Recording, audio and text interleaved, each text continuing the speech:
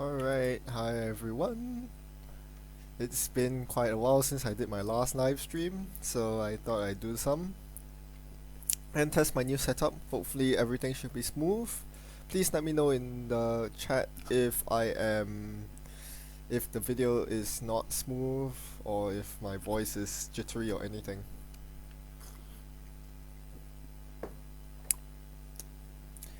Yep. In the meantime, we'll get started. That's a good question. What am I using? I assume that's a question of what decks am I gonna play today. Today I'll be playing some Friendcoats. Maybe I should bring that up.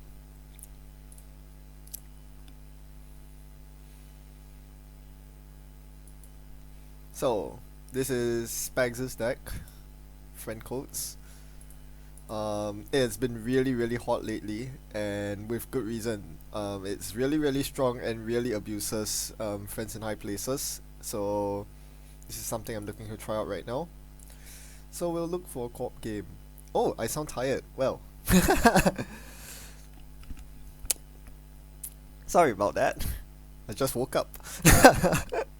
Let's get a game going. Woohoo.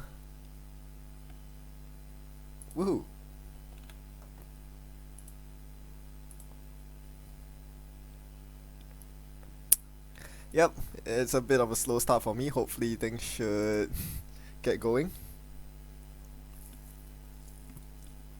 Hmm.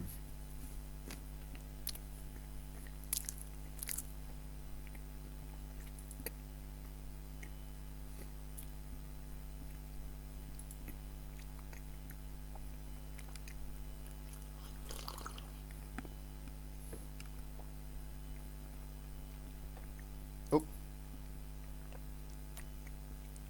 Oopsie. Yeah, I should title this game. Mm.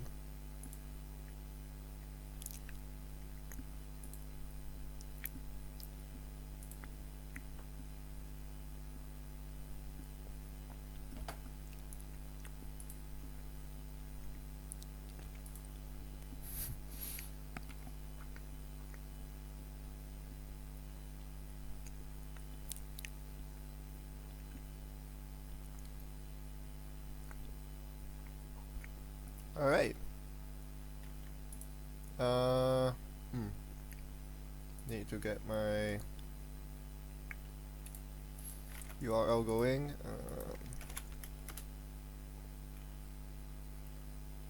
Okay, so for those of you who are not very familiar, Friendcoats is basically HP Fast Advance with a bunch of next dice. And let's get going.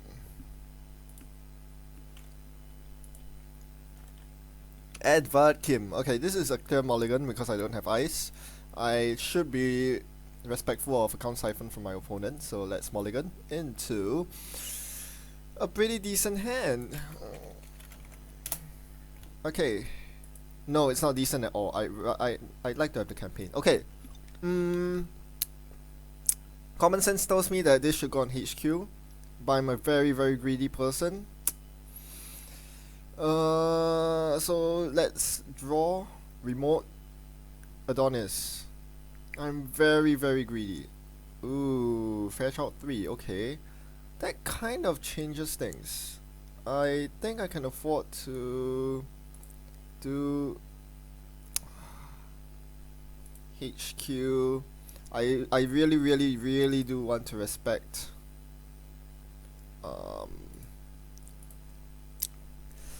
I do want to respect the siphon, so I could make the greedy play of going for the Adonis behind silver, but let's just wait and see what my opponent shows. Temujin, okay, so I should have gone for the Adonis. Alright, the good news is because my opponent goes for a greedy click 2 Temujin, I can defend R&D with next silver, so that's good. And yeah, he sees Breakaway Grid. That's actually not good for me. I really want the Breakaway Grid.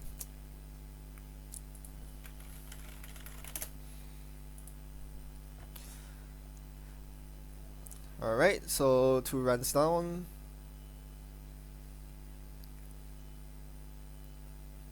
And the same old thing in the bin.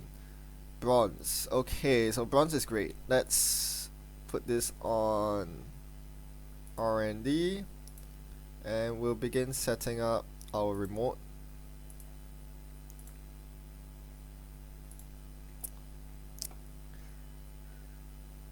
Yeah, not the ideal econ start for me because I did not get my turn 1 campaign. So this is actually quite similar across a lot of HB Glacier decks. This is kind of a Glacier deck. Back in the days of Friendcoats, okay, my opponent runs HQ, I can let them hit it. Hitting Baltic would suck, but not much I can do about it. Where was I? Yes. A lot of the times you do want to try to set up an early remote, preferably turn 1. And back then when Siphon wasn't as prevalent, it was quite easy to do so. Like, in the Friendcoats days against Prepaid Kate, Silver into Adonis was a decent first turn. It's not the best because you don't have Breakaway Grid, but it'll do, right? It'll do. Right now, the fact that I had to spend turn 1 icing up HQ was kind of a problem. Okay, turning wheel. Okay, I need to respect that a bit. Adonis comes up, and I'm telegraphing to my opponent that this is not a Breakaway Grid, so they probably know it's a Sandsand or a CVS. Okay, we draw Fetch out 3. That's what's in the bin. There's a lot of weird, janky stuff in the bin. I do not like what I see. Let's... we actually want to go fast, so let me draw here. Eve campaign. Let's put the campaign in the new remote and ice up R&D. I am kind of concerned that my opponent can easily get something off R&D. Oh, the Laundry HQ. Well, that's going to be something that costs you your entire turn. Okay, and they see Jackson Howard, which they are very not happy to trash, but they have to. They will get the laundry money anyway. The correct decision here is to trash it. They do not trash it. Okay, that's fine. That's perfectly fine. Draw. Friends. Friends here is... Oh man, I wish he trashed the Jackson. I'm actually really tempted to use Friends here just to get the break a bit on server 2. It's subpar, but I think it's the correct decision. Let's get the break a bit on server 2. Why am I calling it break a bit? I have no idea. Meanwhile, let's check on the stream a bit. Everything's good? Hopefully. That's a lot of viewers. Thanks, guys. And gals. And everyone in between. Medium. Okay. Say hello to my new friend, Nick Silva.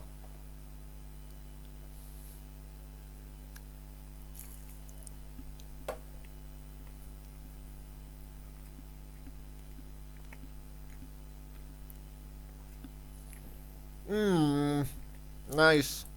Nice. Exploiting the fact that I have no money.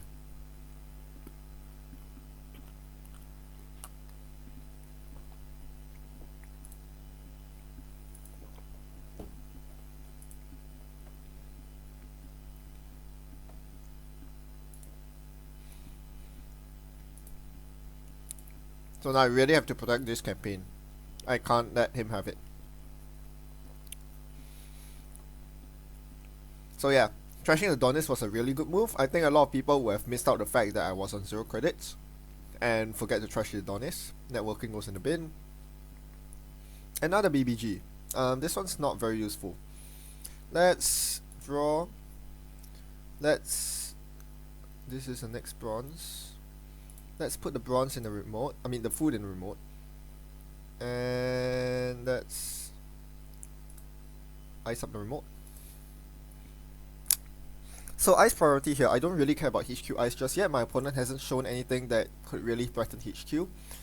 I'm more worried about R&D now, but so far it's fine because I have a CVS and Breakaway Grid, which allows me to res the CVS for free at will.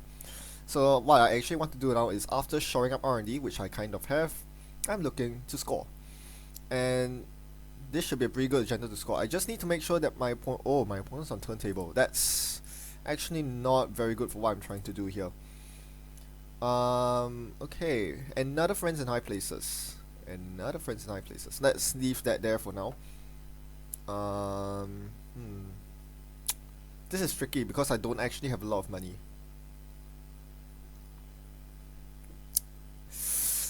Yeah, this is actually a pretty tough crossroads. I could attempt to set up an Adonis server. I don't think that's the right call though, because I don't have enough ice. Do I play it slow? It's so awkward with food in the remote. Like, the fact that my opponent has shown turntable means that I can't really go for this food and be happy about where I am at. Usually scoring food is good, not right now though. That being said, I do want to score the food before my opponent gets set up. So, with all that said, I probably want to get money. So, install, cred. Not the best turn. You don't want to be clicking for credits as HP because your econ engine with Adonis and BBG is so strong. But, oh, goes for HQ. Very interesting. So, I really hope he doesn't hit the friends here. Of course he does. Okay, sad life. Should have used it. But I think it's good that my opponent spent 3 clicks just to trash friends. I think it's worth it. Oh, he saw 2 cards and trashed Jackson Howard with it. Ooh, that is actually rather devastating. Okay. Ooh, another food. Ha ha ha ha ha ha ha. Ah ha ha ha ha. What am I gonna get back? I'm really not interested in scoring the food right now, so I think I'm gonna install the Adonis in the server and Jacko Wacko in a new remote. So credit and friends for Jacko Wacko in a new remote and Adonis in server 1. Very good. And I better use the Jackson here before rumor mill hits. I'm gonna reshuffle a bunch of stuff. I could be greedy and leave the friends in archives, but my opponent has one more dirty laundry, and there's a very good chance they will use dirty laundry on archives, or just run archives to get sucker tokens. So that's something I have to be careful of. Let's get the Adonis up. We do want some money, so let's draw. Let's draw again. Lots of ice. Let's go for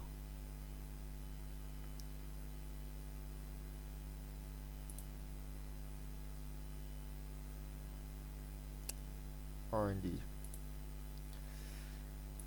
I'm not sure if my opponent's running cutlery. I really don't think so, but if they are, I need to have the next bronze protecting the Fash Out 3, so there you go.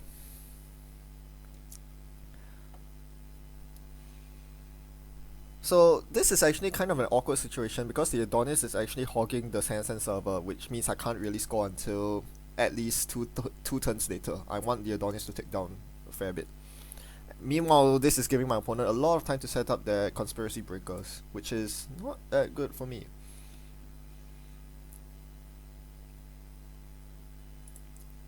What's that? Showing off? Really? Okay. Let's put that there. Take a bit of money.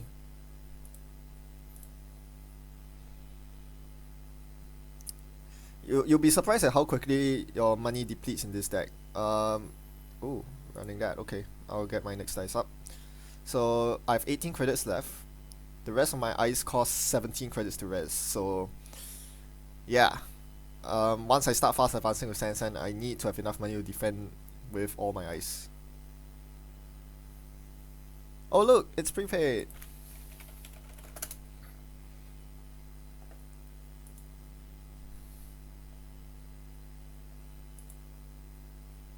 Yeah, that took a long time to get set up. Not the best draw for my opponent.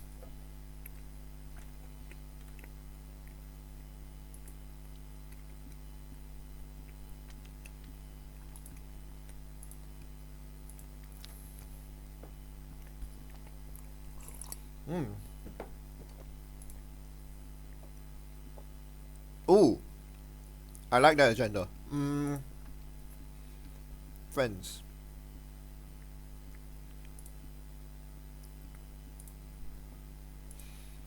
Yep, I really, really like that agenda for obvious reasons. So much so that it's worth it to destroy a 3 credit Adonis. I wouldn't exactly say I'm on a ticking time bomb here because my opponent had a very, very slow setup, but I need to respect the fact that my opponent can easily get into any of my servers once they are completely set up, so we need to kind of put the pedal to the metal here. Again, turntable is a problem. Hopefully that won't cost me too much. Let's triple advance this. Res Sansan, score. Trashing. Honestly, the BBG. I don't think I need 2 BBG servers right now. And it's always a target for friends in high places, which I'll probably use to resurrect the Eve campaign. Eve campaign train. Yep. So once I get more money, this will actually allow me to either play biotics or to put a 4th eyes on my centrals, which will be key. My next objective this game, hi David, that's not good. With turning wheel, this is actually really scary. My opponent can easily start swapping stuff. Okay. Okay, let's think about this. What do we want from the bid? We probably want an Eve campaign. So let's put an Eve in server 2. Let's put these 2 in server 2. Do we go for the global food? Oh man, this is a tough one. I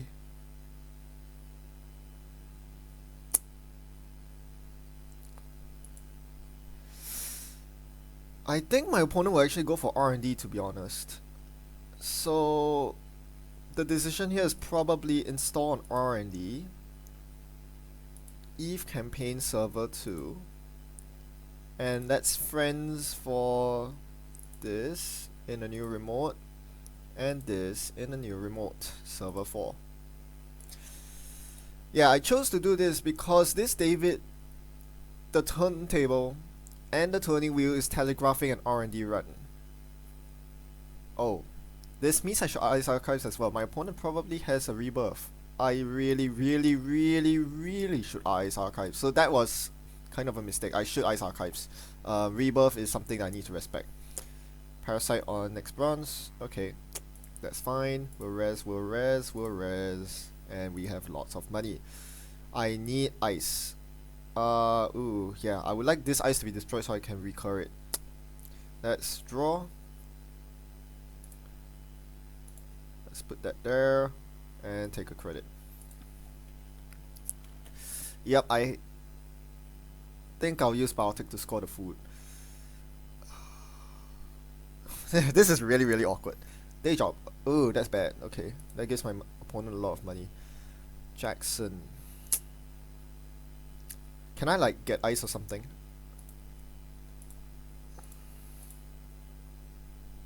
That is so not ice. What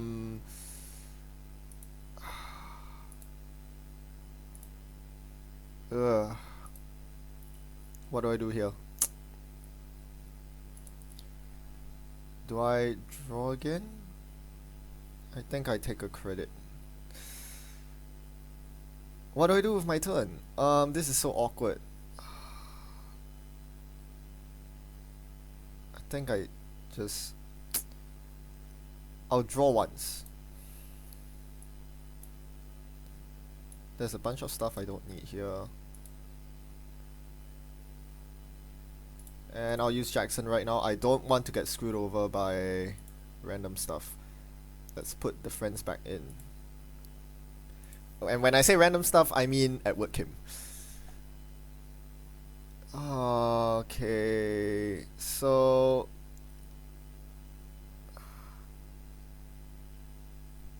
here's what's gonna happen. I'm gonna score the food this turn, and I'm gonna pray really hard that my opponent cannot find an agenda. I think that's gonna be the way. The food has made it really awkward because this is one of the very rare games where I dig through about 30 cards through my deck, including the Jacksons, and haven't seen a single 3-2 until the final Jackson deck. By then, I already had the food in the remote. You bet I would score the 3-2 first. So, let's score the food with the Baltic.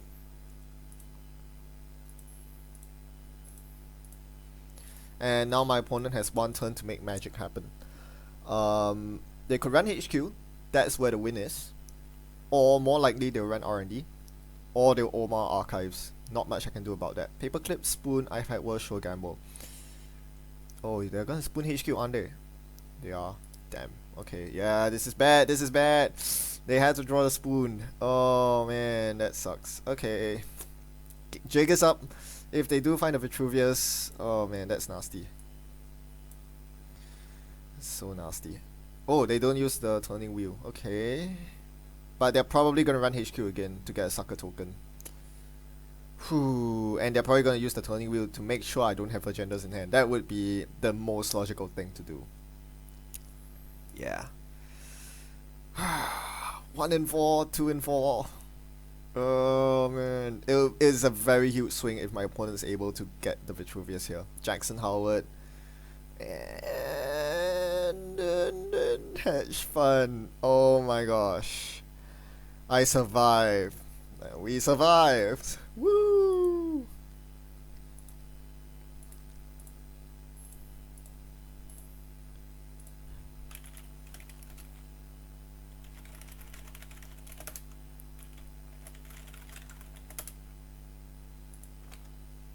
Yeah, I should have respected Rebirth a bit more.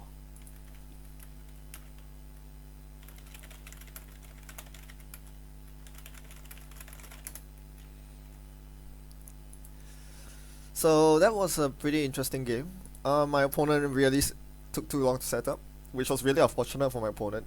Mostly because, as with most prepaid decks, if you don't see one for the first half of your deck, you basically lose. I feel quite bad for my opponent that way, but otherwise, this deck is just really strong, being able to record all the money. Look at how much money I finished at the end of the game with.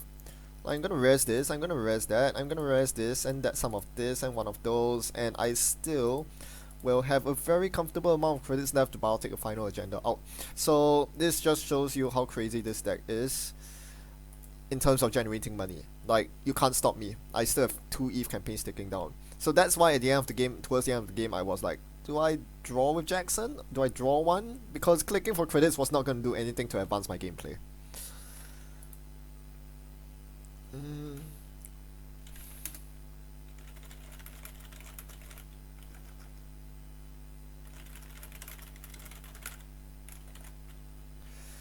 Yeah, alright, so not too bad of a first run through. Let's see if there's anyone else who wants a game.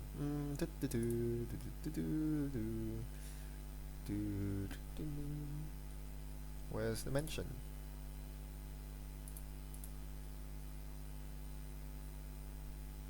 Oh, yay. Thanks, big boy.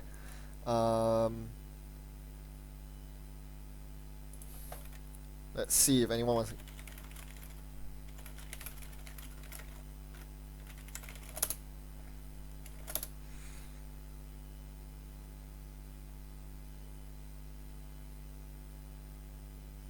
Uh-oh.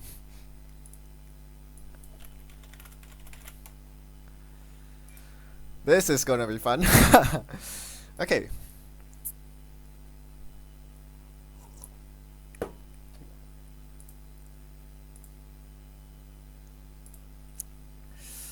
Alright.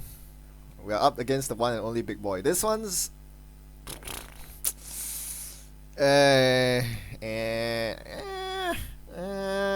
two agendas, it could be better. Oh gosh.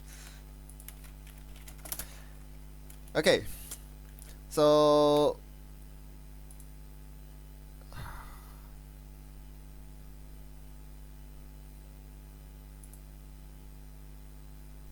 I think Bronze needs to go on HQ here. We'll draw and we'll take Hedge.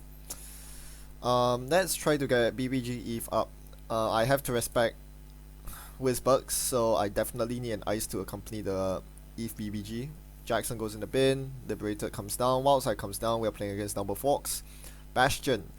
That's a pretty good ice. Let's do that.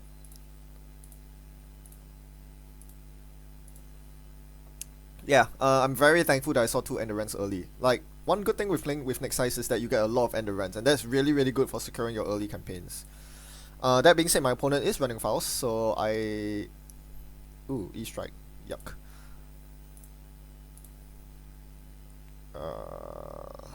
Okay.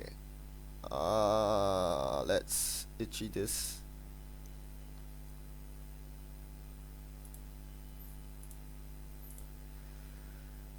Yep. I would like to get a second ice on HQ ASAP because times are bad. Yeah, this is gonna happen. Faust is gonna hit the table and he's gonna run again and steal stuff.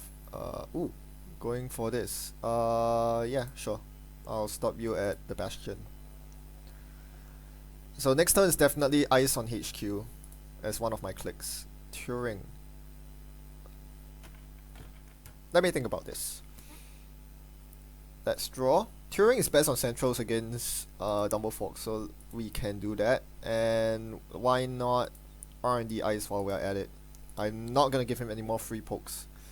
So now we have an Eve campaign running, which is really nice. Next objective is to Baltic the Vitruvius to get rid of the E-strike.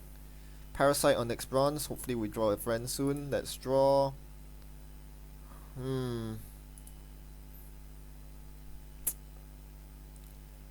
Okay, I can afford to leave myself with 1 ice on HQ for just 1 turn. He's probably going to run HQ here. I'm going to show the Turing. And then I'll get the Ichi on board HQ. So basically, my task against Dumblefork is to make sure that there's always unrest ice on the outermost of a server to make cutlery really... Ooh, MK Ultra. Really challenging. Not exactly what I wanted to see. Draw... Silver. Silver.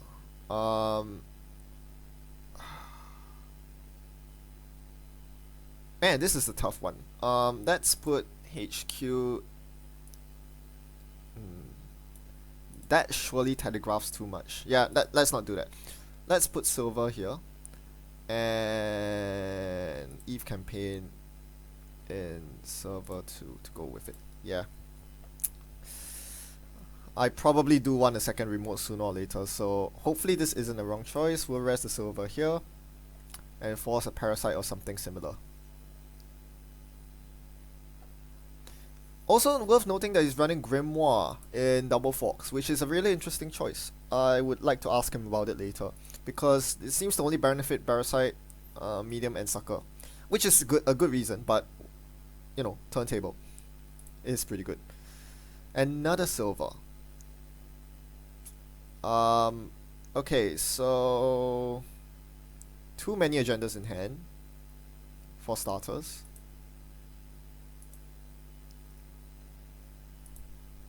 Let's put this on HQ and we'll put that on server too. There are way too many agendas in hand for my liking. I haven't seen a Sensen or a Baltic yet, which is why I can't do anything. But when this Eve ticks down, I'm gonna slot an agenda in there because I'm a very, very sneaky bugger. That's the way I roll. You can't help it. At this point, Employee Strike has stolen about 4 or 5 credits from me. I'm not a happy camper. Trust me. And the fact that my opponent already has the Wild Cakes combo out doesn't bode very well for me. However, I hope that with this economy engine going, with a double remote that my opponent can't really do much about, I should be able to get something going. Okay, so my opponent has 2 parasites in hand. 1 parasite now in hand, and a medium ready to go. Ooh, okay, so the next parasite is almost certainly going to be used on the goddess. We'll keep that in mind. Jackal saves the day, kind of. Not really, because I'm not actually looking to score. Oh, okay, Friends. Friends is huge. Friends is really, really huge. We will install bronze and silver on... Let's put silver on R&D. I think... No, silver on server too. So it's a bit tricky asking myself which I should go where, but I'm gonna do this for now and hope it pays off. I don't think my opponent's running Yonk, given that he spent all his influence on MWL cards, so Bronze Goddess should be a fine server. I chose Bronze on R&D because it's just a bit more resilient to Parasite. So my opponent's doing a very good job suppressing the next ice. Runs this server. Okay, so I'm gonna show him the outer silver, which will be parasited. So basically, the moment I res anything with a next subtype, Parasite's gonna hit it, or a cutlery in this case. So what my opponent is doing is to keep the number of next dice rest on table to either 1 or 0, which is really good play. I'm gonna show him the other next, and he's probably gonna break through it. So this is how he's able to spend minimal number of cards to files to get through my servers, which is quite annoying to be honest. Okay, Eve Campaign goes, Breaker Bay goes, but he's not very rich.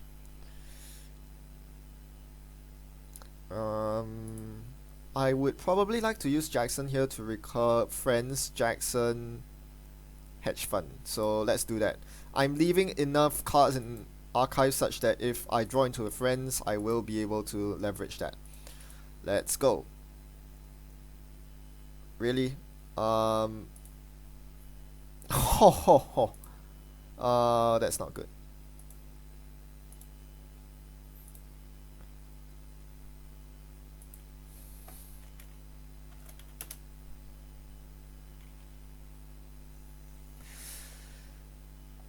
He's probably gonna run this. Yep, that's a smart thing to do. So notice that he's completely ignoring my centrals because he doesn't want next size res, so that's good. And this Adonis actually isn't taxing him much at all. Alright, so I'm gonna be really sneaky here. Let's get the Vitruvius in. Vitruvius instead of ABT because I'm not gonna fire the ABT even if I score it here. I do not like the idea of firing ABT at this point. Oh, I got away with that. How did I get away with that? I don't know. Fetch out 3. Let's score this first.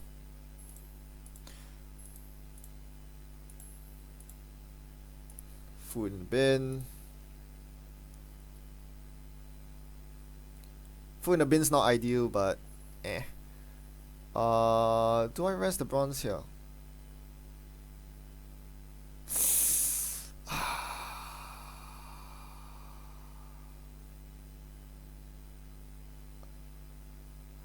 I think that's a bit too easy for him. Let's do the Mother Goddess first. Hopefully I can bait a Parasite on this.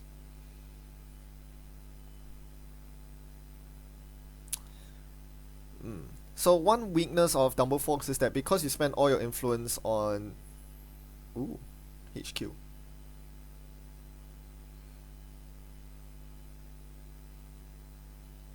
Okay, I'll oblige.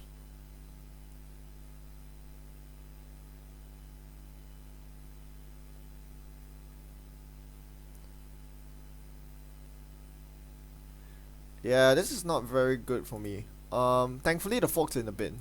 I hope he doesn't have any more. Okay. He's probably gonna get an agenda here.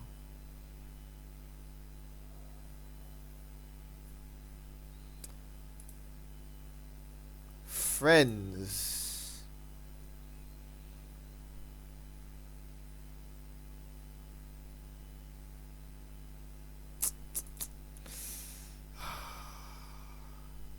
Credit friends.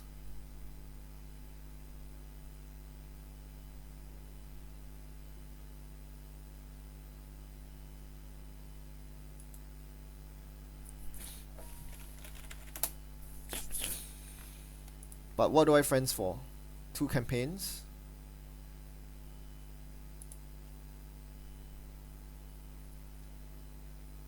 No. I can't. Friends is not good right now because if I friends an Adonis into server 1, it's very easy for him to run through and trash it. I need to actually have a good amount of credits to threaten some really nasty ice. Oh crap. The jig is up. I'm flooded. Parasite. Yeah, so this is why I rest the Mother Goddess instead of the next bronze. Make it quite annoying for him to actually kill the Goddess. He's still going to be able to do it, or he can jack out. That's the problem with next dice. You can easily just bounce out and call it a day. CVS would be really nice right now. Doesn't go for it. Spoons. Okay, so my entire R&D is getting wrecked. Get wrecked, son. That's not good. That's not good. Okay, all gone, all gone, all gone. Silly Dumbleforks. Apparently outpacing friends very well. Ooh, something's getting trash. It's a breakaway grid. Okay. Help. Friends, we need help. So I'm probably gonna put Eve in the remote and something else on top. Probably a bronze. Bronze? Silver. Silver might be better here. That's... So, there's one of each cutlery.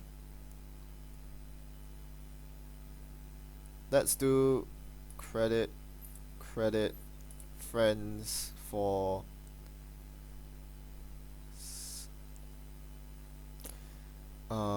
silver on R&D, and honestly I'd rather have fast money, so let's do Adonis and silver one. So I have exactly enough money to res both these eyes if need be. I really need the quick money. Eve was a consideration, especially against Wizard, which is Eve is more annoying to trash, but I really need the 3 per turn instead of the 2 per turn right now. That is a very, very big draw. Is he going for my remote? I think he is, yeah, okay. Showing the itchy. So, next turn is probably going to be credit, credit, friends to get these 2 cards back. And thankfully he runs last click, so yeah, it's going to be a lot of cards to get through.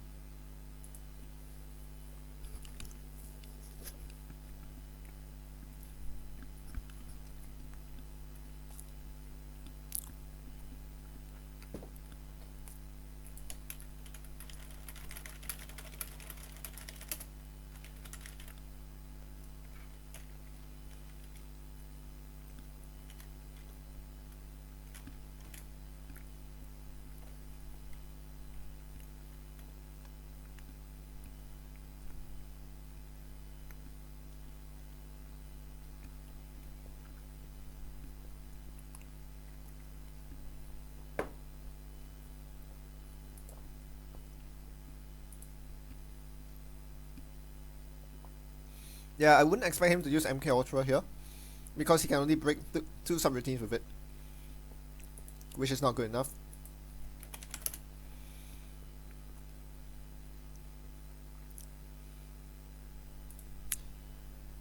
If he uses MK Ultra, you go down to 0 credits, which means he can't beat the trace, which is very bad for him. So I think it's quite obvious that he uses Faust here, and because it's a laundry run, it only makes sense to just go through with the entire run, pay the extra 2 cards. Kind of hurts because those 2 cards are daily cast and spoon. Jeez, he must have good stuff in hand.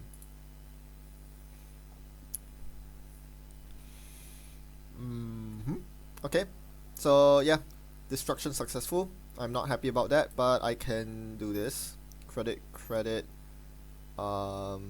friends.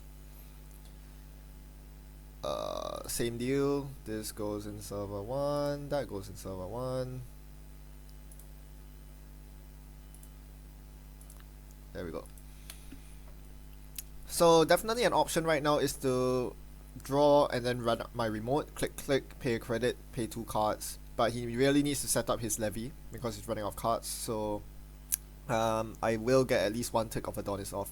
So this is why I chose Adonis instead of Eve, because he can still contest it next turn. You must keep in mind that Wizard will always contest it. Silver. It's 2 cards because he didn't bother to trash this silver. So again, this silver is paying off right now. Oh no. Not good, not good.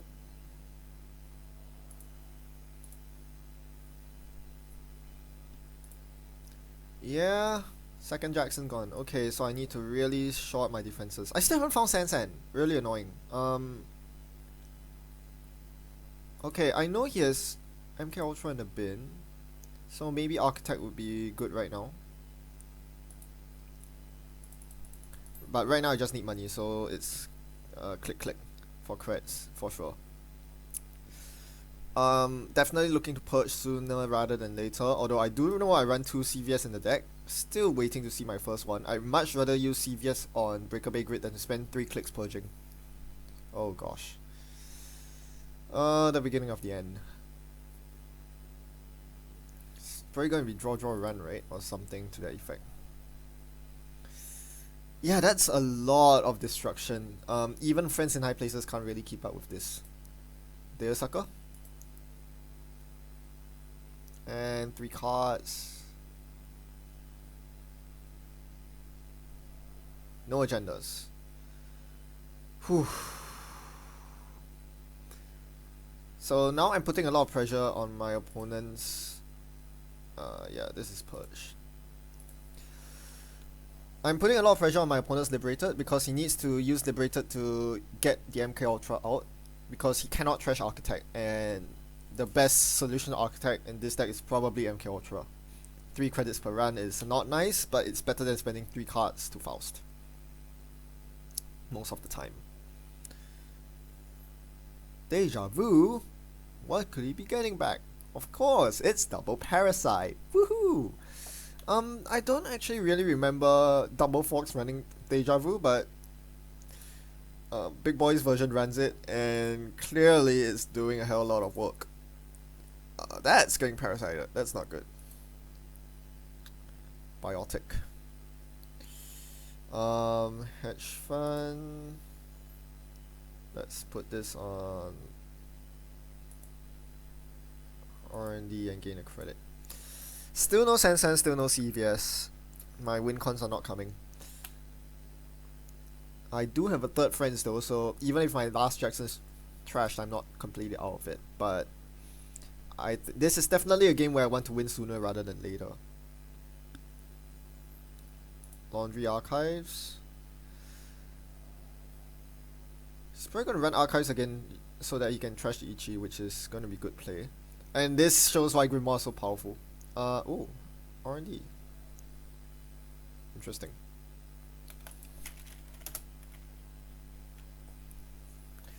Yeah, okay, he's gonna trash that. That's such a pity. I couldn't save the Ichi on the same turn. Ouch. Yeah, that whole server's going down. Okay. Yeah. Not good, not good. So yeah, I keep saying that you can't really win without Tamusian or Siphon as your econ option. Well, this guy is showing you how to do it. Better learn a thing or two from him. I'm probably going to lose this game because I haven't seen my win cons yet. I mean, I finally drew my first Baltic, but at this point Baltic's not going to win me the game. So right now I'm just struggling to think of how I can get back this. The good news is I have about 2 turns worth of Breeding Room because my opponent's forced to levy this turn and recover in credits next turn. So I can do something like this and something like that.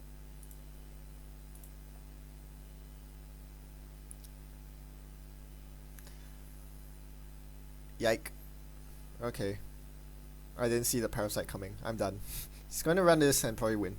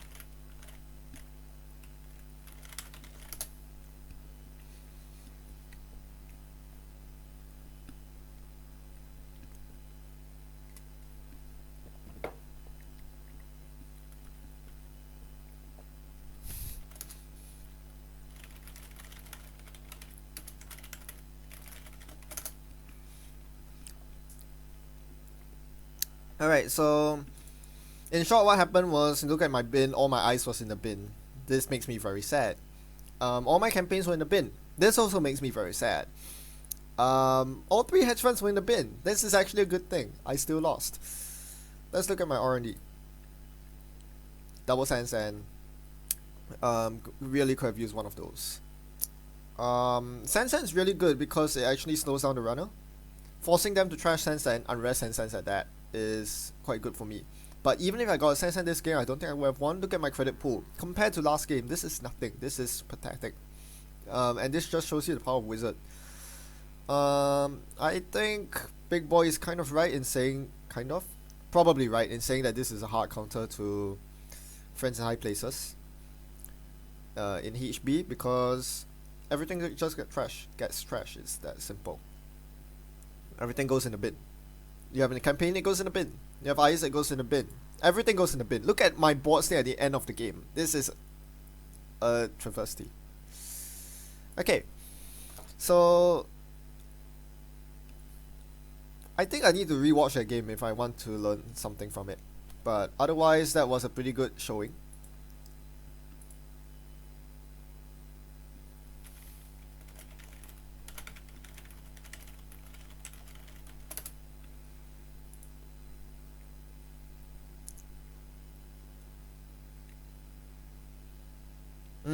Yeah, okay. I probably should have remembered the other parasite. But so in that scenario, I would have jammed a Sand Sand in that server if I had one. So that was one situation where the Sand Sand would have been good, because instead of outright losing the game because I lost the final ABT, I would have forced my opponent to spend 2 real credits to trash a Sand Sand. It slows my opponent down by a bit, not that much, but it's something.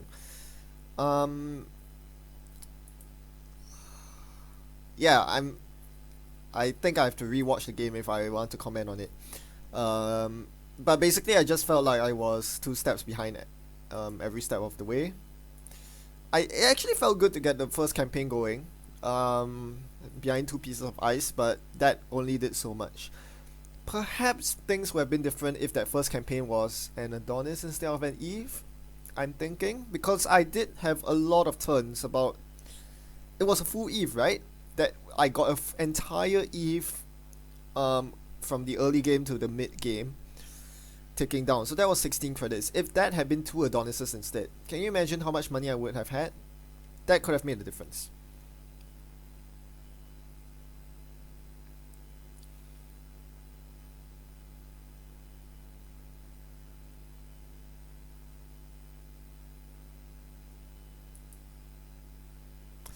Yeah, so that's a very good point. Big Boy would almost certainly have contested the Bastion server. It was itchy into Bastion. He almost certainly would have contested it as Dumblefork. He did not, because he feared fetch out 3 and had a wild side out. So he couldn't actually triple click through the fetch out 3 if there was one. This was something that I didn't really take into account. But if he did draw into a David, he would have been able to run it. So either way, I think, yeah, Dumblefork is really strong against this deck. What else can I say? Let's go for another game. Oop, wrong.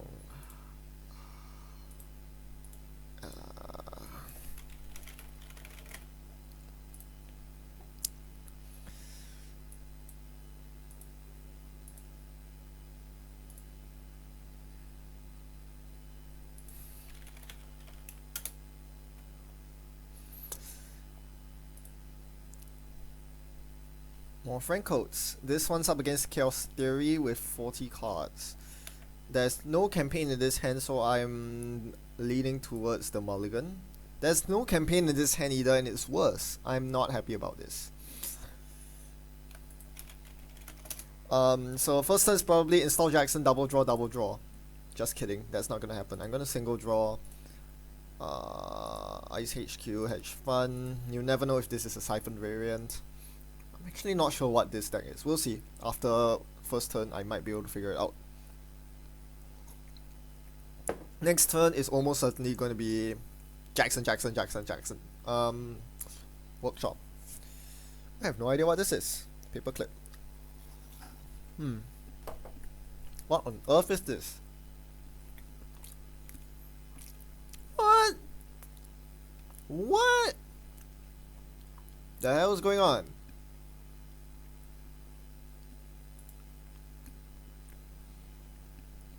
Dude. What?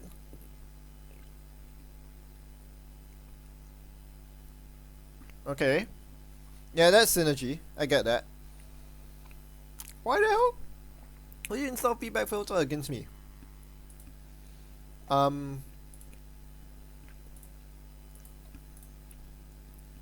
Yay, campaign. Hedge. I trust he doesn't have rumor mill.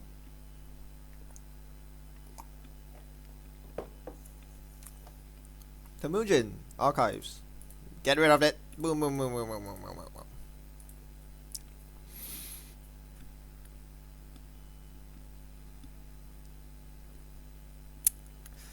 So I would say this is a nice time to play Breaker Bay Adonis into my remote because my opponent's poor, but they have a Temujin. Ice, please. Can I has ice, please? Yes, I has ice, please. Do I give my opponent the full Temujin or do I go for Adonis? I think the answer is do this. And let's put this on HQ for fun. I say for fun, my opponent might be running Vam, so it'll be nice to have a Turing Archives is not good, but well. Hopefully we'll find some ice soon. This deck runs 16 ice for those of you who are not aware, so it tends to be an early problem that you don't see enough ice early on. Draw, hedge. Fine, Adonis. This is so getting trashed.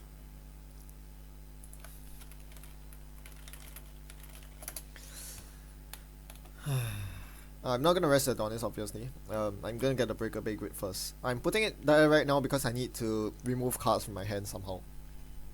And if he trashes it, I can still recur it with friends, so it's not the worst. He's gonna run it, he's gonna trash it. Mopus makes it very easy to start trashing all my campaigns. I'm actually pretty rich, considering that I don't have a single campaign. I'm actually pretty rich. But my opponent's getting free pokes on R&D, and I'm... Yeah, because most of this is because I'm forced to ice archives. Oh, okay. We're going for it. We're going for it. Choo choo. Choo choo.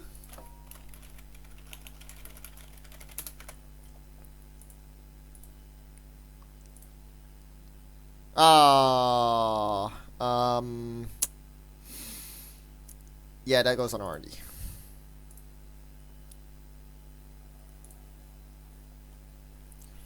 So I guess the archives tiering is kind of good. At least it's there. It's gonna force my opponent to spend an entire turn to...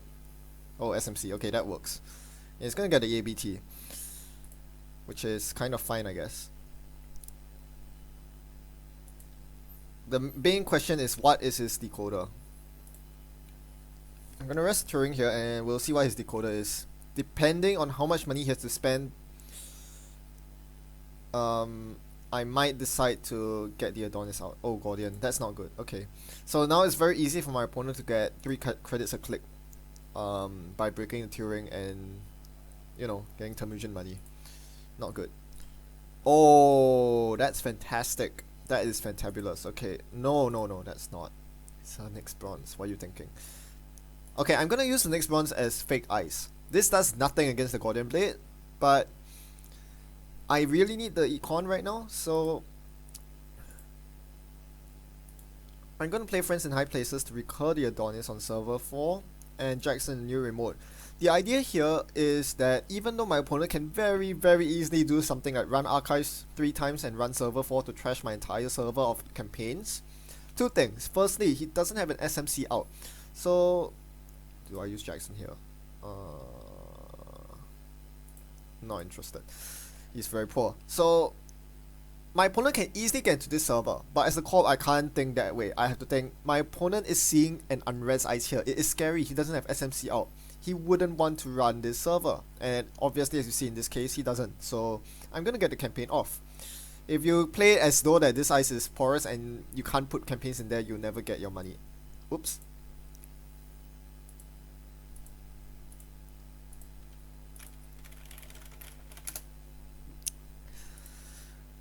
Okay, sand. I need more ice. Draw. Okay, that's ice. That is sand under ice. Again, this is not a secure server. My opponent has paperclip, blah blah blah. But it's fine. Again, another important thing is that you always have friends as a backup. So even if they spend their entire house, car savings, life savings, everything to trash your server of sand or your campaigns, you just play friends instead. Oh, that's not cool. Not cool.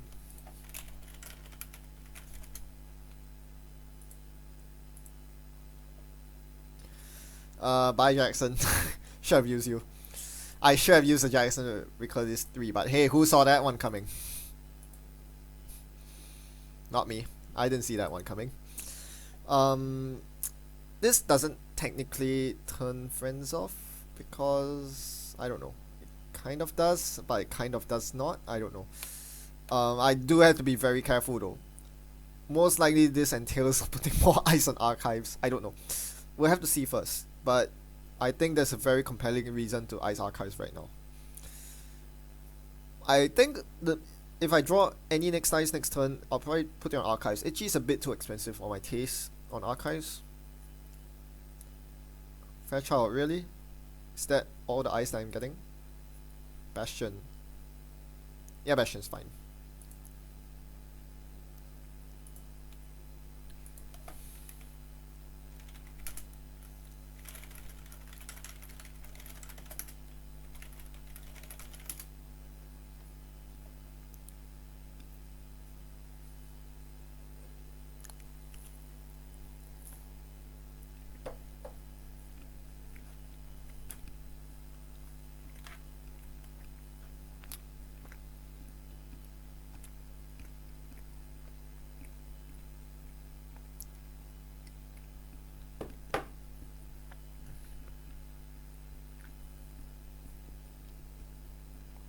I'm thinking of doing something really sneaky next turn. Watch me. RNDI is fine. But once Artman 4 comes out, I need to start being careful.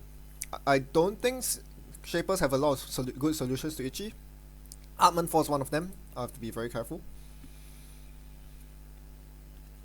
Next bronze. That's fine.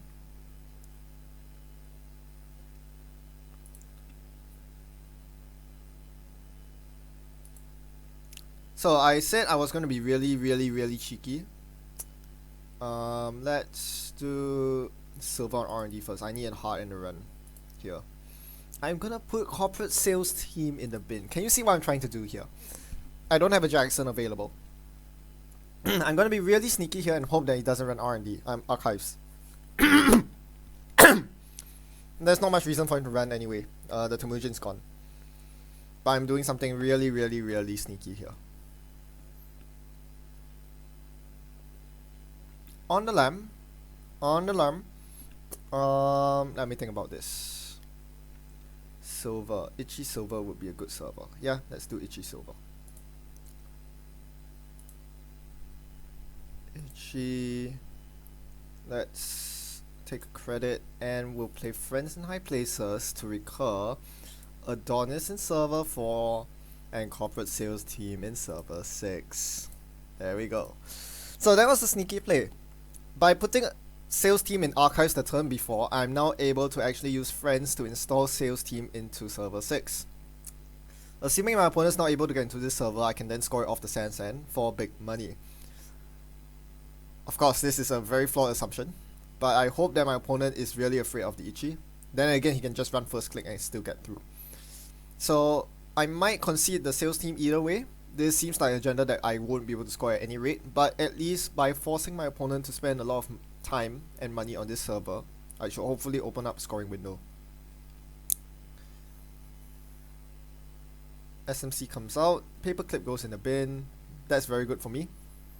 I'm gonna show the Ichi here, and then I'll show the bad news with the silver. I'm not sure what sentry my opponent's afraid of right here. By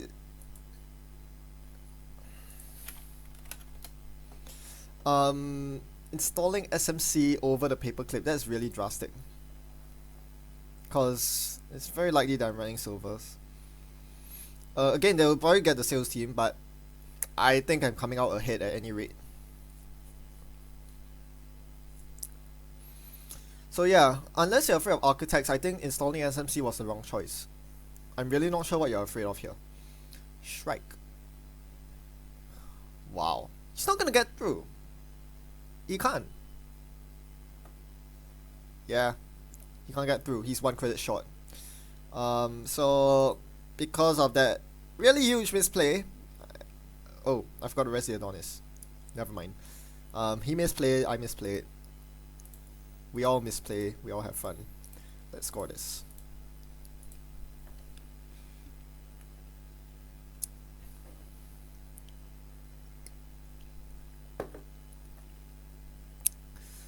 So next item on the agenda is score Vitruvius in hand. Assuming that no SMCs or clots hit the table, I should be fine. And even if one does, I'll just have to dig for my CVS. Not the worst. Interdiction? What? What? Okay, I'll rest that.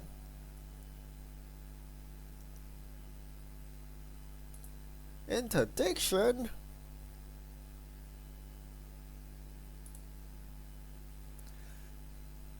Okay, I guess that's the Caprice counter. Seize Architect.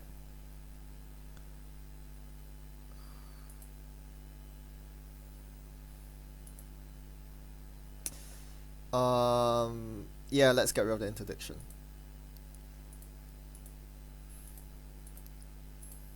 So I'm up 6 points. I just need one more 3-2 to win. So this is one of the games where I go for 4 agendas instead of 3 because it's a lot more convenient. With a Sand up, scoring 4 agendas is easier, and because the corporate sales team play was successful. Force to trash the Sand because he has no clot access right now. This is going to be a very, very expensive run.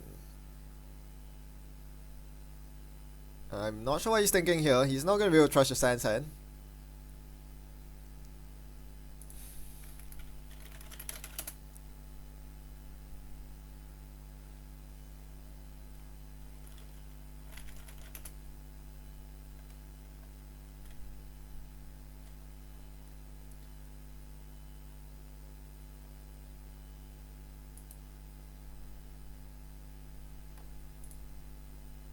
Yep, it is. Okay, top deck winning agenda.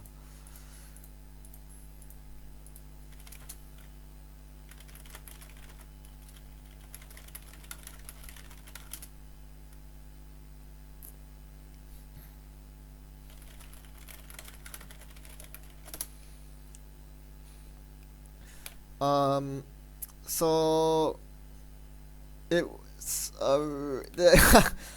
I don't know how to put this, but it's that was a really awkward game.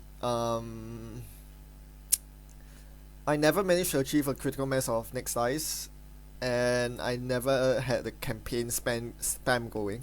I only drew 2 Adonises, but somehow everything still worked out. My opponent bumbled way too many times during the game. I'm not sure if they could have won either way because Ichi is just so taxing for a Shrike Breaker.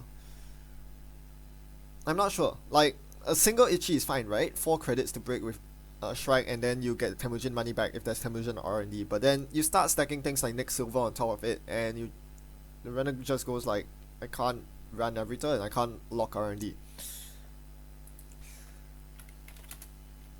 So yeah, cold read. I do not personally agree with that.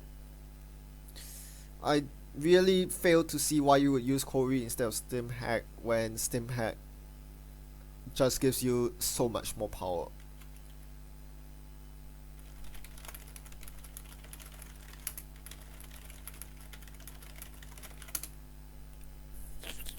Granted, it's 1 less influence, but if you really cannot fork out the 1 extra influence for a much superior version of Cold Read in this kind of deck. Yeah, probably doing something wrong, I guess. I mean, yeah, I get that this is kind of a toolbox deck. You have Archives Interface to deal with recursion and shocks. You have On the Lamp to deal with CTM and such, but I still think Stim Hack is just too good in Stim Shock to not play.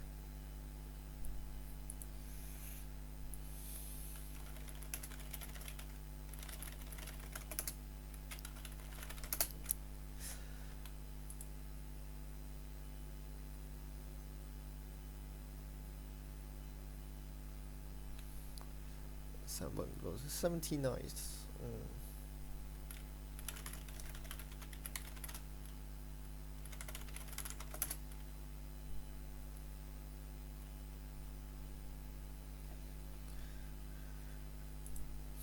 So yeah, worth talking about the changes I made right now. So this is Spags' original list, and I think the Sandbergs are superfluous. In all my games so far, that I've played so far, that you've seen on the stream, I think Sandberg would not have made a difference. In the games that I was winning, in the games where Sandberg would have helped me win, I would have won those games anyway. In the games that I was losing, like against big boys Friendcoats, a Sandberg in my hand would not have helped me win the game. So either way, I don't think Sandberg is you can justify the deck slot for Sandberg in this deck.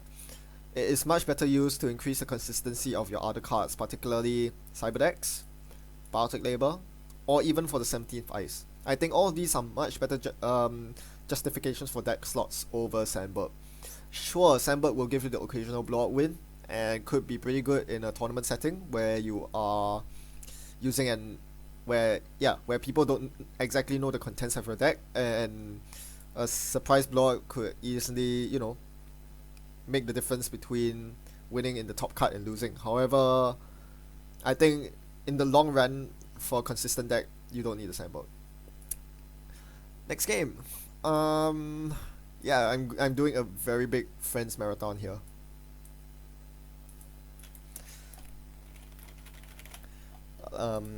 Yeah, I'm just playing this deck a lot because it seems pretty good. Something worth practicing at any rate.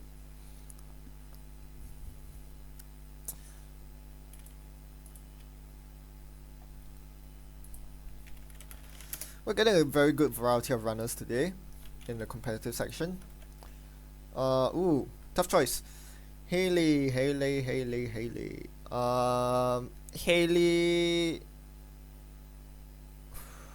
What does Hayley do again?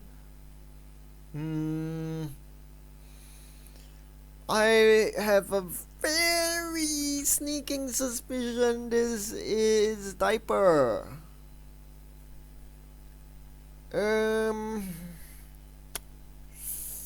This means I should keep my hand, because I might want to perform a turn 1 ABT. I'm not gonna lie. Okay, I'm gonna perform a turn 1 ABT because I can. I have a very sneaking suspicion this is Diaper. I could be wrong. A Siphon might be coming on my way and I'll probably lose this game if a Siphon hits me, but I would really like to fire this ABT off. Just saying. Let's see if I'm correct about the Diaper.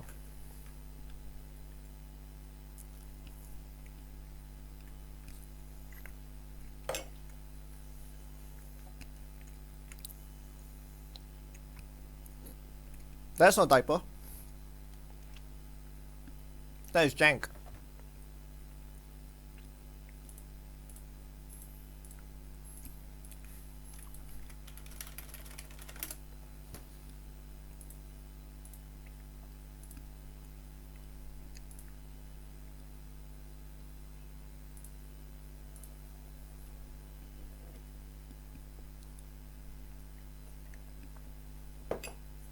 Okay, now that we've established this is not Diaper, I think we can safely start playing normal Netrunner. Put Adonis in remote and begin, doing stuff. Losing food is not the worst deal. There's still one more in my deck. What I'm more concerned about is repeated runs on HQ, because I'm kind of sort of really flooded. So drawing some ice would be rather welcome right now. Oh dear, so it's a chameleon deck. Fine. Can we like get ice? No, no ice for you.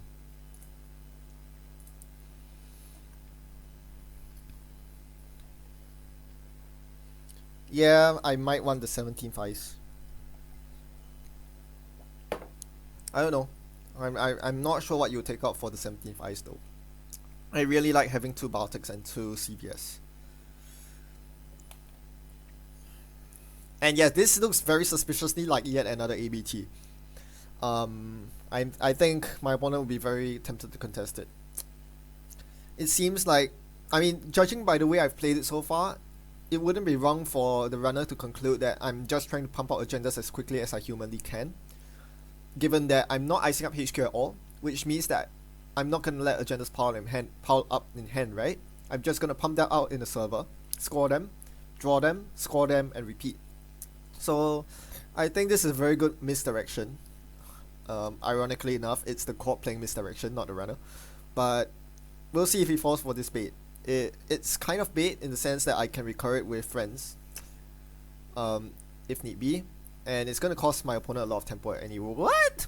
What the hell is this nonsense? Why is there a Harbinger? Okay, so my opponent hasn't found Aesops yet, which is really slowing them down. It's almost hilarious. That's hi Cash. Okay, you're not gonna be able to trash that, but by trashing the Adonis, by trashing the SMC during his turn, he can trigger Reaver to draw a card and trigger Hayley to install. Oh gosh, what do I do here?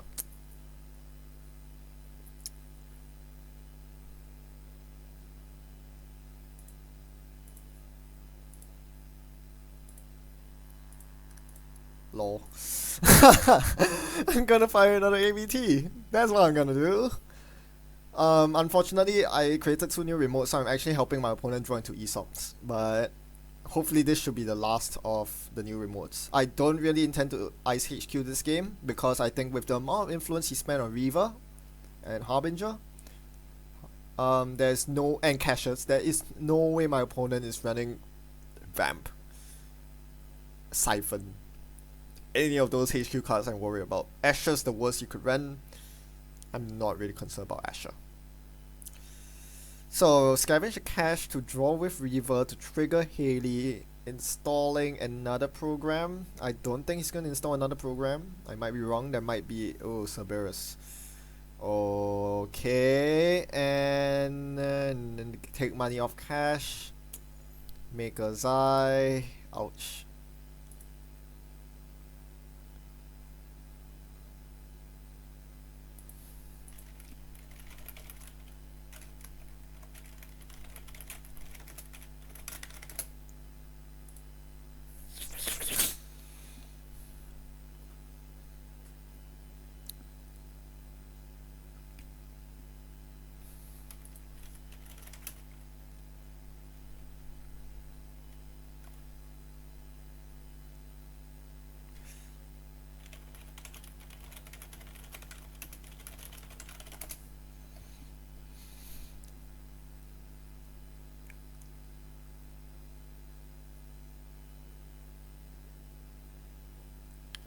Okay, so the Maker's Eye completely whiffed. Although it's worth noting that the CVS was not trashed.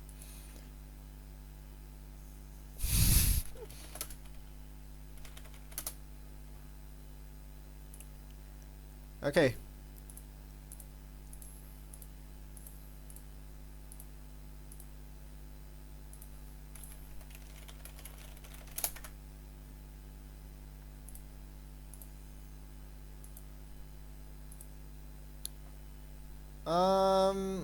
Yeah, that architect's going to R&D.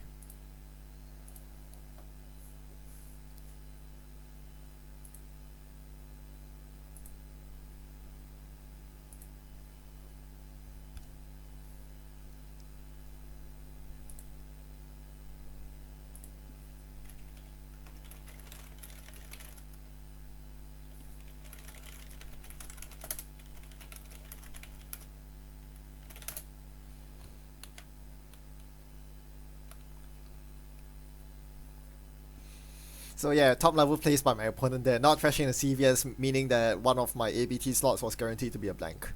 Sadness. Alright, I have an Eve.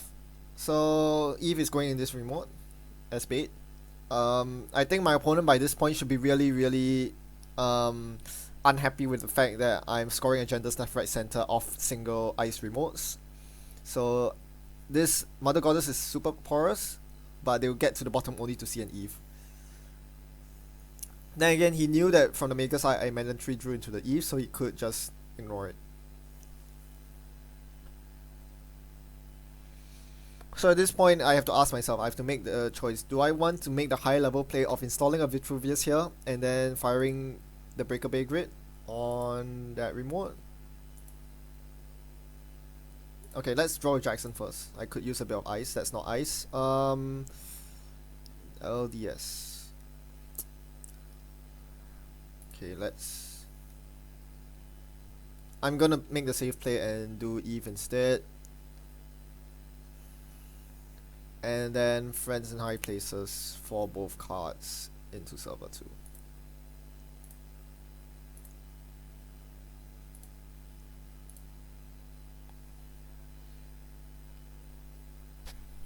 So this could be a very high level play where instead of installing the Eve here, which is the obvious choice given that my opponent knows that this is probably a Breaker Bay Grid, you would expect this to be an Eve. I could use it, I could put the Vitruvius in the remote instead. That would be a really high level play, but I'm not going to do that. Seems quite dangerous. Yeah, my opponent runs it. Fair enough.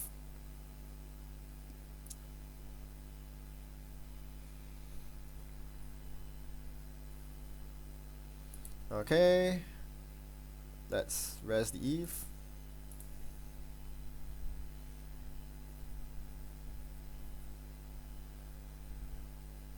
They know that this is a CVS. I'm just raising the Eve here so that they can't trash the Breaker Bay Grid without trashing the Eve and make me pay 5 for the Eve. If they really want to deny my money, they have to trash the big Eve. They do not. They are gonna give me my money, so that's good. What would be really nice though is if I had actually some ice to spend that money on. Just saying. I have to respect Claude as well. Although given the influence spent so far, I don't think that's a Claude. But still have to respect it. I would actually like some ice so that I can slot Vitruviuses in server 1. Let's go. Actually, I don't have to worry about Claude. I have a CVS here. My opponent did not trash CVS, so I'm very certain there's no Claude. The question is... No, there's no question. I'm gonna score this.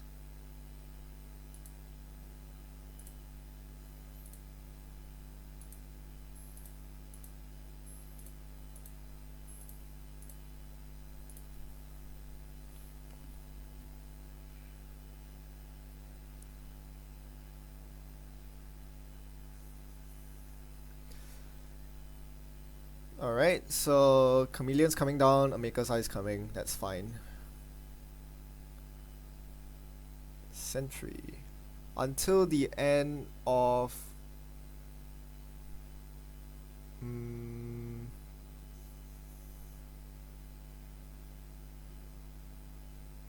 Yeah, I assume he's doing it at the start of his turn, so the strength retention will remain until the end of his turn. If he were to install the Chameleon during my turn,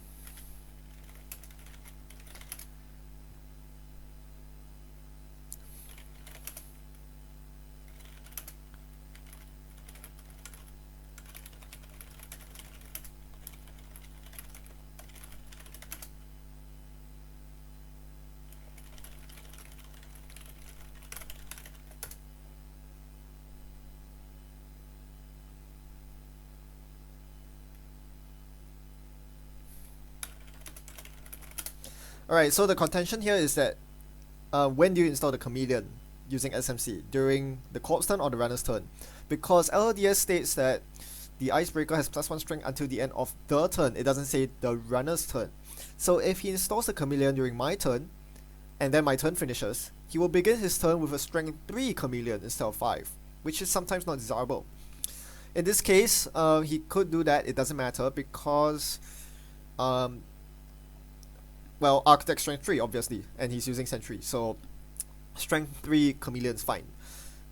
Um, the reason he would install Chameleon on my turn as opposed to his turn is to get an extra Hayley trigger on his turn. If he installs it on my turn, he triggers Hayley on my turn and then gets a Hayley trigger on his turn. Whereas installing this Chameleon on his turn would deny him the Hayley trigger, which he might want to use right now. So yeah, that's a bit of a nombo in the sense that, or rather anti-synergy. You can't install Chameleon on my turn and have the strength retention and get an extra Hayley trigger at the same time. Bit complicated, but that's Hayley. It's always very complicated with her. That's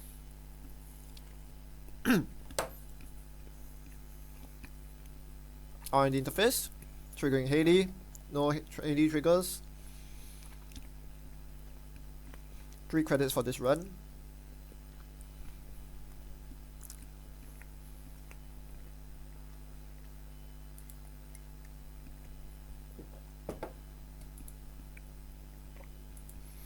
Now use same old thing to Playmaker's Eye. This tells me something. Tells me he probably doesn't have a multi-access R&D in hand. So it should be fine for me to use Jackson to shuffle a Baltic back in, so that if I draw a Baltic, I win. I win.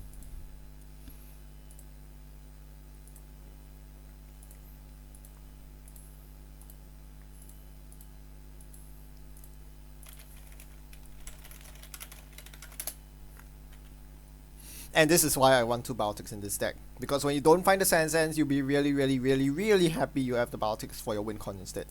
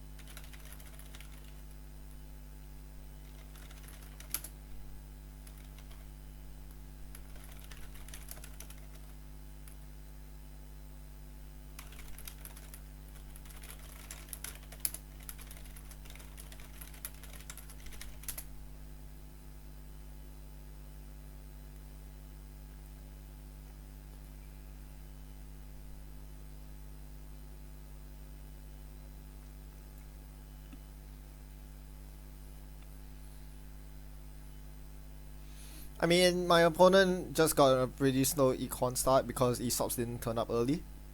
You notice that he ended the game on 0 credits. So you could see that he wasn't really prepared to trash CVS. Like, he really couldn't afford to trash a CVS, but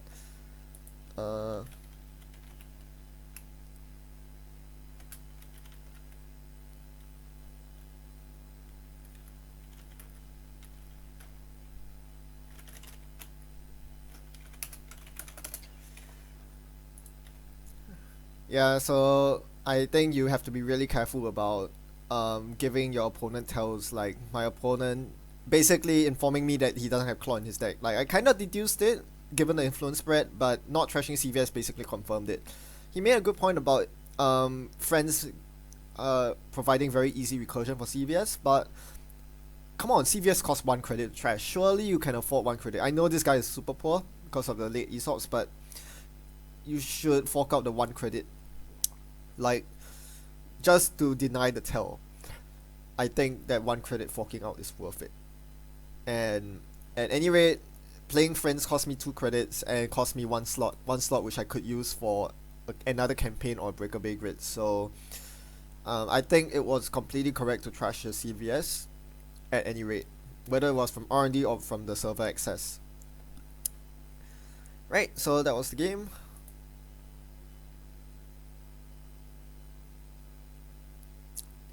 Oh, hi Rotage.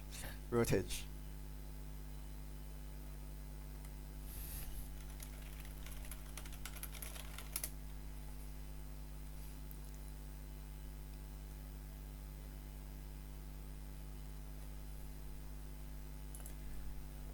Alright. It's still early. Let's go for more. Woo! Wonder if anyone's interested. Nope.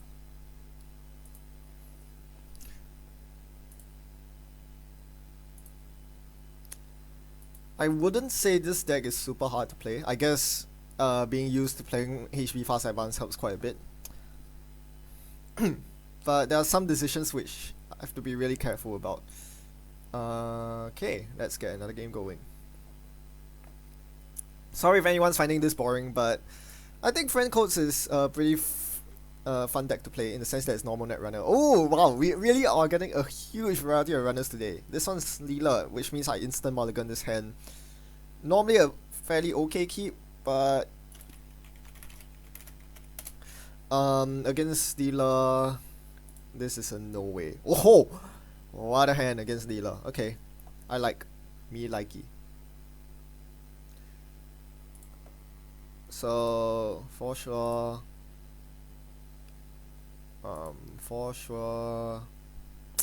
I want silver? No, I think silver on R&D is better. And then credit. Because I have so many agendas in hand, I actually need to spend my next ice protecting archives. I am reasonably worried about Sneak Door from Leela. Depending, we have to see what he installs first. This could be DLR Leela, and in which case I have to play very differently. Huh?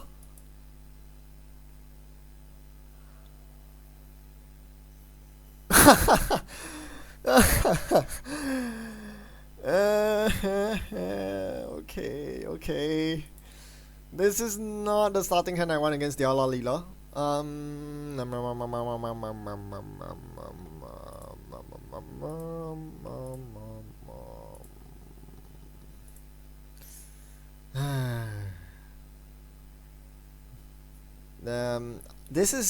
This should be a good matchup because Friends allows me to recur mill agendas, but this is not a good time to be up against DLR Leela when I have so many agendas in my hand.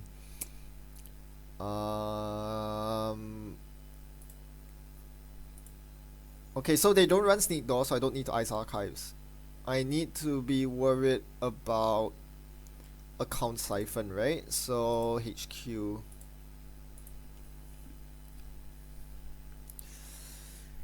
Yeah, this is the matchup where I'll have to stack everything on HQ. Although Bastion Fetch Out 3 seems reasonable, but he can click through Fetch Out 3, so I need to be worried about that. Another Fetch Out 3. So this is the tricky part, right? Do I... Wait, no. Yeah, Leela... Let's think about this. Leela has no remote breakers. I forgot if DLR Leela runs Faust, but I think a single Mother Goddess just shuts Leela out. I think she does run Faust. At any rate, she won't have money to trash Sands, so this will go on HQ. And I'm gonna click for credits so that I can trash all this nasty stuff if she decides to install Paparazzi. DLR Leela, really?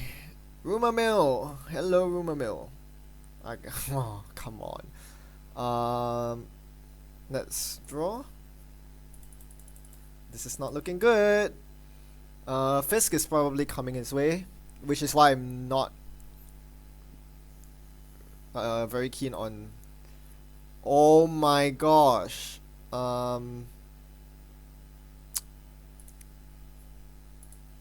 This on server 1 and put that on server 1. Okay. Hello Fisk.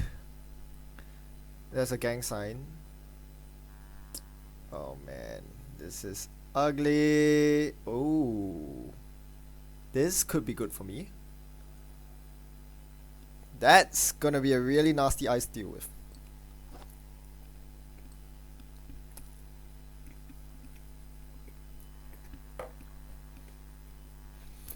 He really should be siphoning first click.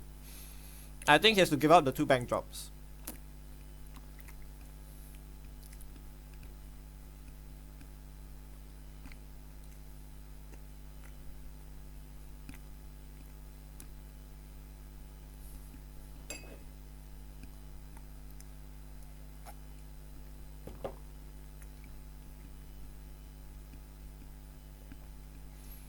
Breaking Friendcoats 3 is definitely the wrong call.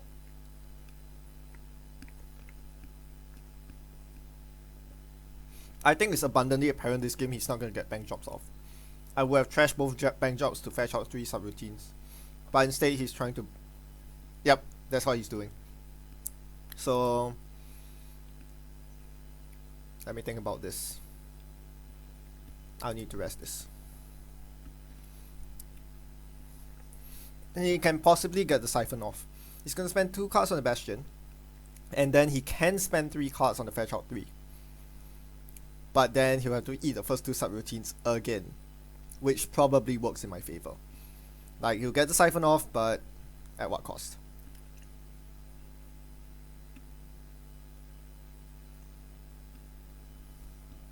Yes! Okay, he jacks out. That's good.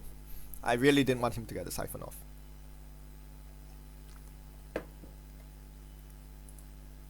So because I don't run counter currents in my deck, I have to score the Vitruvius here, which opens me to getting nasty stuff happening. Like losing more agendas and losing a lot of ice, but I think I have to. There's no option at this point. The worst thing that can happen right now is a count Siphon after Friendcoats 3 has been bounced. There's nothing I can do about that. I could play Baltic Label to gain me an extra click, and I probably should have, but well, there's no turning back right now. Yeah, in hindsight, I think it was worth it to spend the extra click to play Baltic Label so that I can reinstall Ice on HQ. This is a mistake. You should fire against... oh, he already accessed 2 cards and then use Leela. Oh man, this is such a big mistake. Oh, I hate myself. This is a huge mistake. Okay.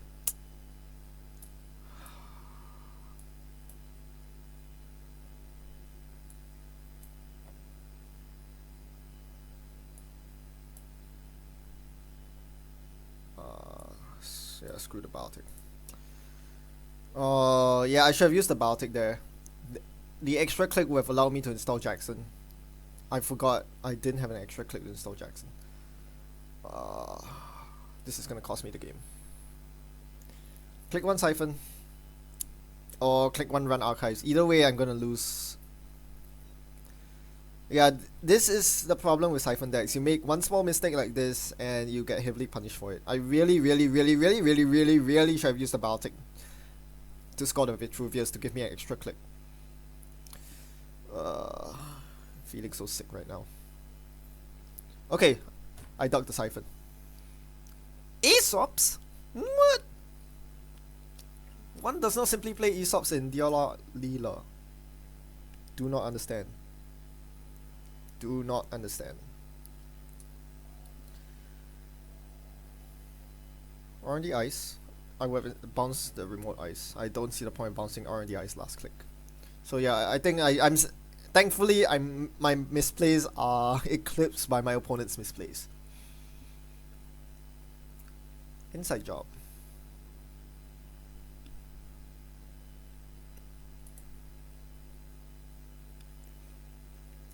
So thankfully he doesn't have Rumor Mill either. Rumor Mill Recursion would have made me really sad. So what I'm gonna do here is this goes on R&D. I need money and I need Jackson. I'm probably not interested in scoring food this game. And let's put a Vitruvius in there and turn, use Jackson before Rumor Mill hits the table again. We'll get another Jackson back.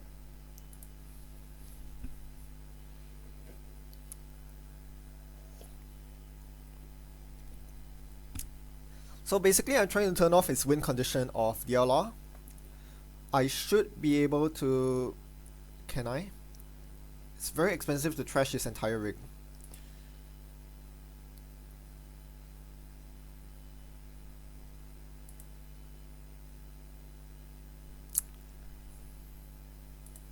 Another DLR sitting table, right? Hayley shot. Oh dear. Okay, so I'm probably gonna use Friends to install Breaker Bay Adonis.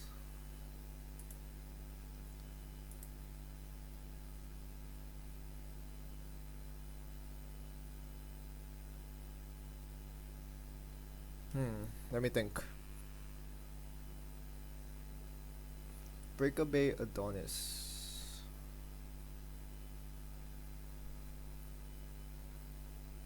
Okay, so priorities here. What do I need to do? I need to ice up HQ because Siphon HQ ends me.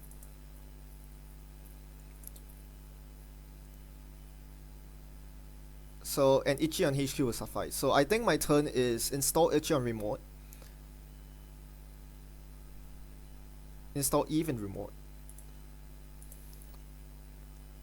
Yep, okay. Install Itchy in remote. Install Eve in remote. Friends for BBG. So I can res Eve for free. And then Itchy on HQ. So I can duck Siphons.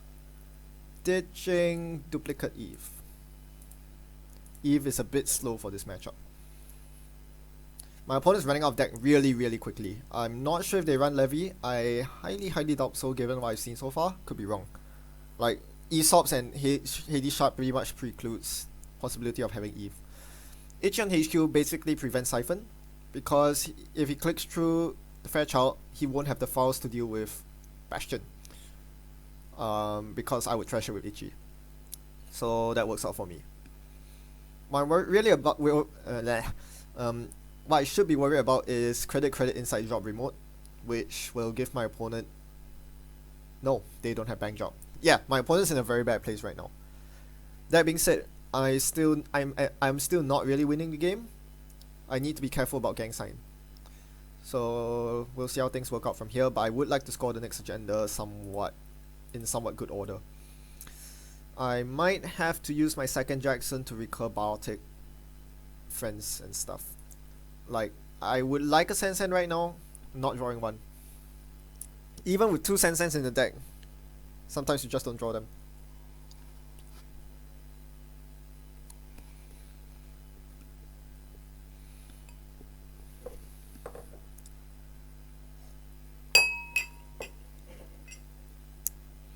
How's everyone on the stream doing? Everyone doing fine? Yeah, of course she's doing. I mean, I have played this deck before. I played it at King of Servers, but sometimes I forget. Okay, let's think about this logically. I only have 8 credits, so I cannot res the Ichi on server 3 and something here. My opponent is almost certainly trying to deny my Adonis, so I need to keep them out. Goddess won't keep them out, but Ichi will cost them a lot of cards, so I'm going to rest the Ichi here. They're probably going to click through it and then trash the Adonis, which is kind of fine. I do have the Eve ready to go.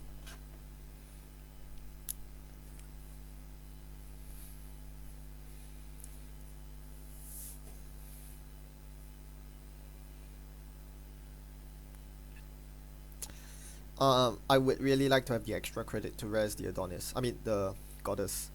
And this is where I kind of regret trashing the Eve. Kind of. Just kind of. It should also be noted that all 3 bank jobs are in the bin, so I can safely play friends in high places right now to recur Eve and Adonis. Like, have a naked Eve here and not worry about bank job. So I think that's what I'm going to do next turn. Pump to 4 strength. Break 1. Yeah, I'll just play this slowly. How many Fisk? 2, I think. 1 Fisk, 2 Fisk. Oh, 3 Fisk. Fantastic. I don't have to worry about that. Okay, so break 2, click for 1. I'll let them through. They can trash the Adonis. I'm just gonna get it back.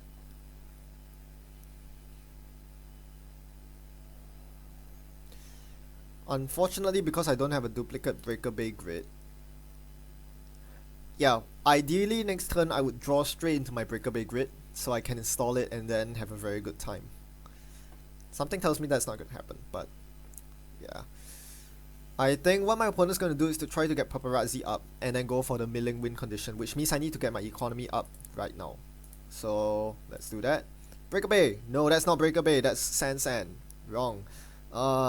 Let's put that on server 1 because there's nowhere better to put it. Take a credit. And then friends for Adonis and Eve. They will all go in new remotes. because I do not want my Sands End server hogged up. That is kind of a deliberate decision. Hopefully it's the correct one. I don't want the Sands End server hogged up because I need to be able to score agendas whenever I can.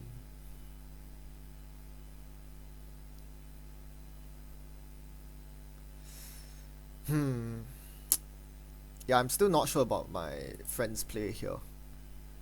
It might serve me better to keep friends in hand so that I can install a jet. Really? Really? No. No siphon for you.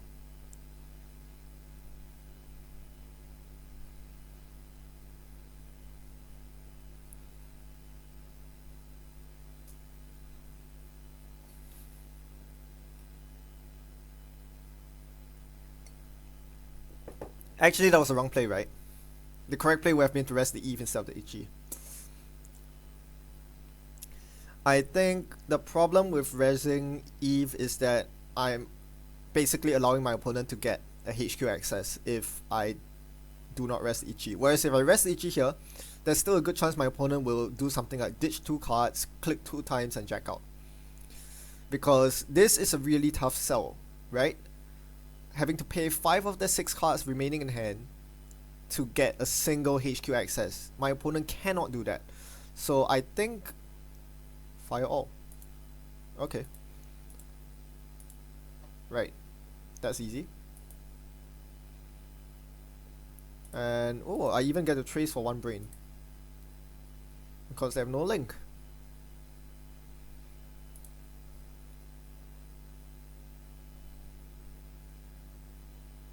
Ah, they're going for the mill. Fair.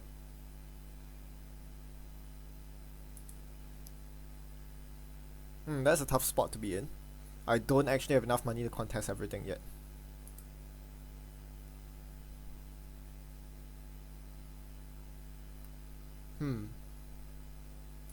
Let's see what's in the bin. No breakers. So his breakers are probably all in hand, so there's no point icing archives with bronze.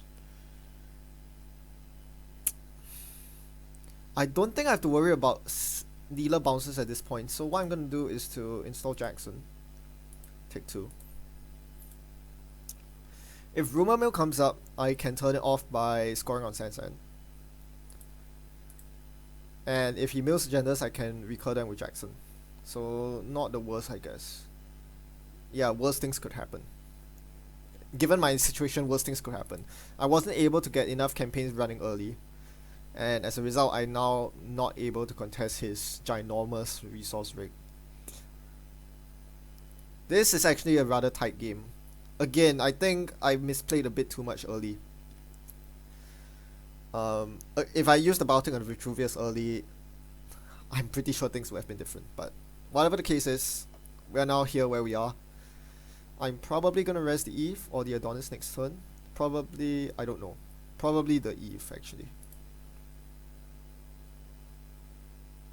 Still no agendas, interesting.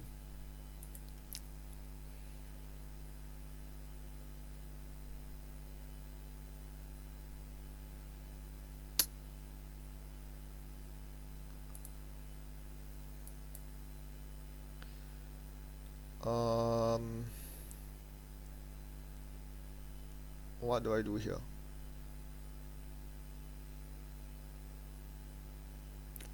I can't possibly I can't, right?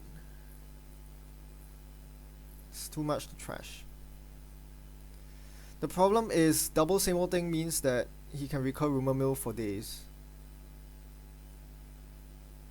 It's a really tough spot to be in.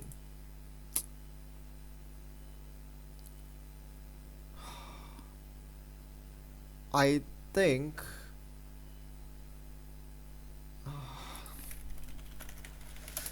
on one hand, I would really like to have the safety of Jackson Howard on the table. On the other hand, I know for sure that Rumor Mill is almost certainly going to come out next turn.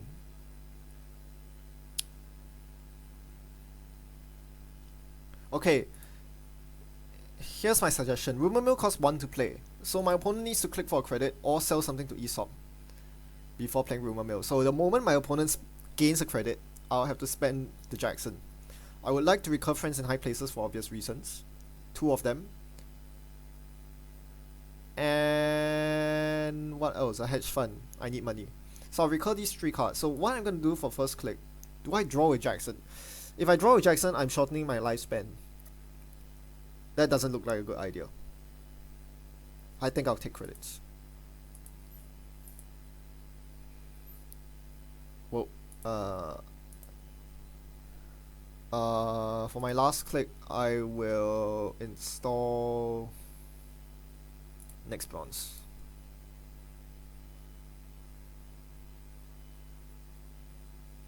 No, next silver. Passport is cheaper to install than breach. So once my opponent takes credits, I'll rest Jackson and Fall Guy. Fall Guy. Great. I can't contest that rig.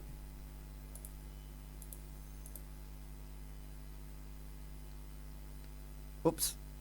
Yeah, that was a mistake. He didn't have the clicks to play same old thing. I did need to rest Jackson there. Although he could have another Rumor Mill in hand, so yeah. Yeah, I guess this is a safe call to rest Jackson. Okay, I can rest Adonis. Lots of money. So what, do I just go for the win here?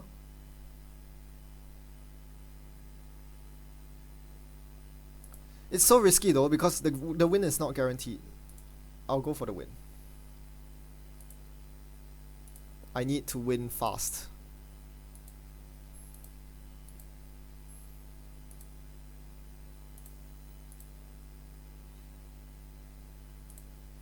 My biggest worry is that my opponent has Black Foul. That would lose me the game for sure. Oh, he fetches the Vitruvius! Ah, no, no. Yike. Yeah, oh, that's bad. Yeah. I suck at this game. Okay. This is actually going to be really harrowing. If my opponent has Black Foul, I've basically lost this game. If they don't, I'll need to get really lucky on R&D. Like, all I have now is ice in my hand. This is ludicrous. I spent too much effort defending HQ and not enough getting campaigns up. Oh, that's a pity. That's such a pity. Like, I don't know. I think I had an okay start this game. Somehow I just wasn't able to capitalize. Oh, that's good. That'll help.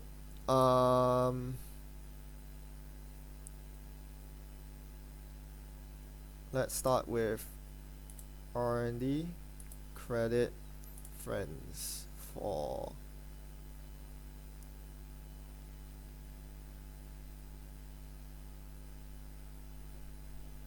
where? What is that ice on my Eve? Oh my gosh.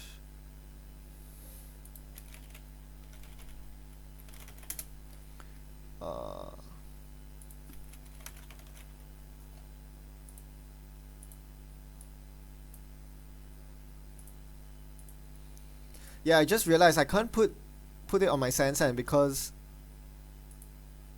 wait, I can, right? No, inside job. Here's inside job.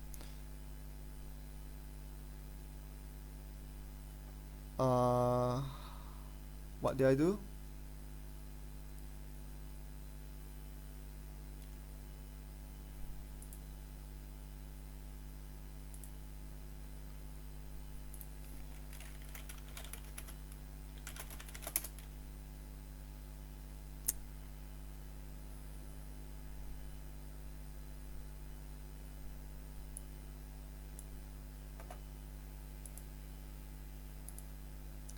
Yeah, that makes more sense. Okay.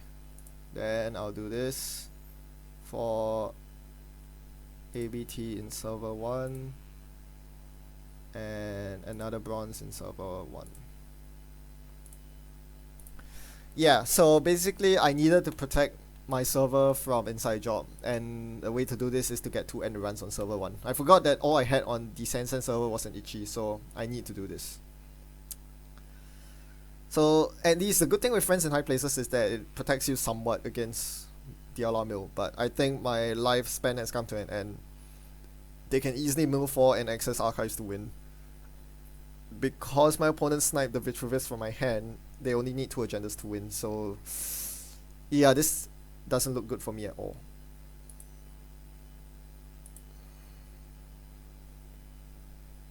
Yikes. Yeah, this I should have won this game. I think I should have won this game, but things didn't work out the way I wanted them to. Fall Guy is used. Yeah, Black Foul. That's tough. Right, so since Black Foul is active,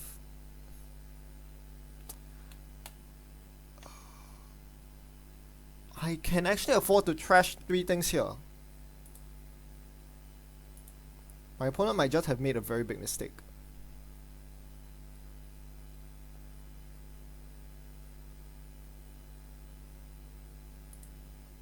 Because they use the fan side, Fall Guy to trash the Black Foul. I mean, they trash one Fall Guy to install the Black Foul. I can actually trash. And he has no DLRs left, I think. Because they let me get away with my econ, I'm now able to do this. That's crazy. That's cray. Okay. Yeah, that's almost certainly my best line of play. If I can stop the DLR, I probably win. Like, who cares about Black Foul? They don't have love good, so I should be good. Unless they have a third DLR, which I don't think they do. Both DLRs are in the bin.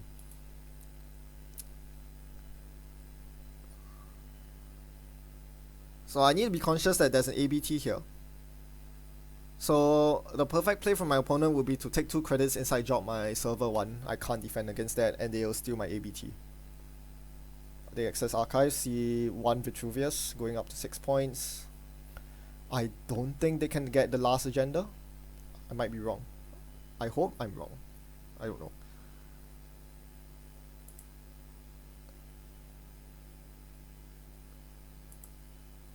Oh man, this is so harrowing. You have no idea. This is my opponent's on match point. Oh, they're gonna run R&D, aren't they? Okay. That's not good for me. There's still a lot of agendas left. 3 agendas in 9. Yep, there you go.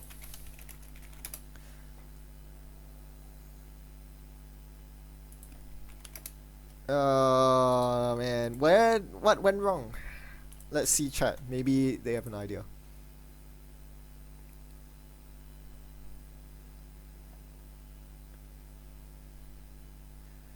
Yeah, one thing I should have done was to offshore credits into the campaigns instead of the Ichi. Having an extra tick of Eve campaign may have made all the difference, right? So that's one possible thing I should have done. Like, once all the bank jobs were out of play, it's very easy for me to just spam assets and just get infinite money. Granted, this was not easy this game because I only found 1 Breaker Bay grid until the mill started, so I wasn't able to get the most money, but ultimately I think I overspent on HQ defense. This was not a cheap server to set up, and that ultimately cost me the game. I don't think I should be I shouldn't be investing so much money into defending HQ when all my opponent had was a single Faust as a breaker. It was a very interesting game. I definitely should have played that better, considering that I knew what I was up against, and even more so considering that it's a subpar deck with Aesop's. Goodness me. Yeah, this was quite a disappointing loss. Well,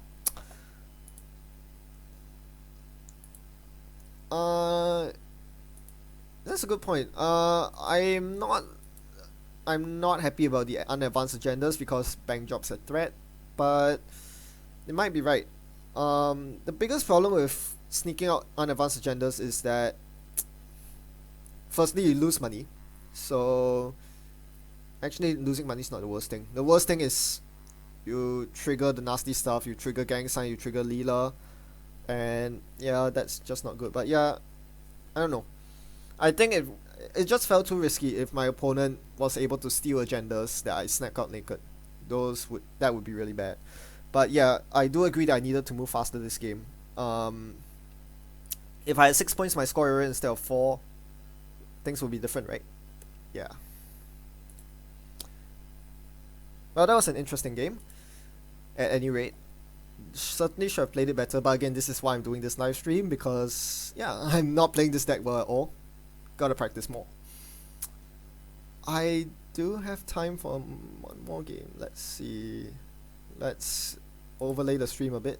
I'll try to get another game up.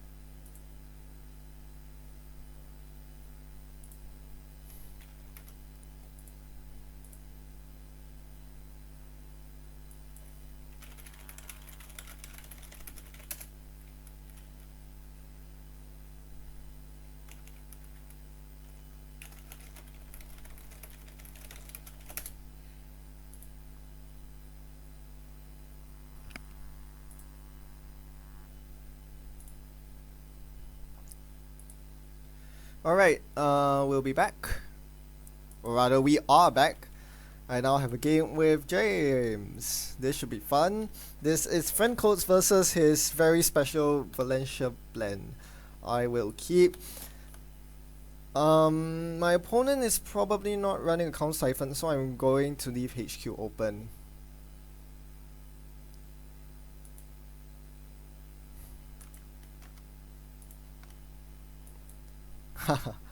Okay, let's go.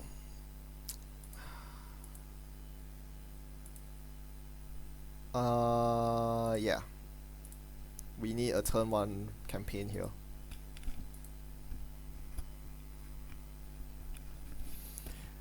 Yeah, you would not do this against someone who is known to run on person Valencia, or an unknown deck for that matter, but I kind of know that James is on Wildside Blackmail Valencia spam, which means I need to get an ABT up.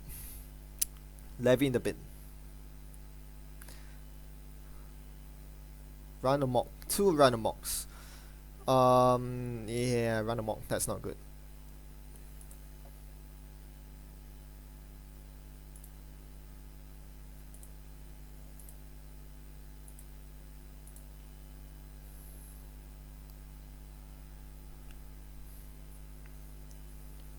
Oh wow. What a quick setup. That's amazing. That's pretty good. Okay. This is not going to be an easy game. The bright side is that my opponent is probably on person and run amok, which means that ice will go in the bin and ice will come back out of the bin with friends and I places. I just hope that it's fast enough.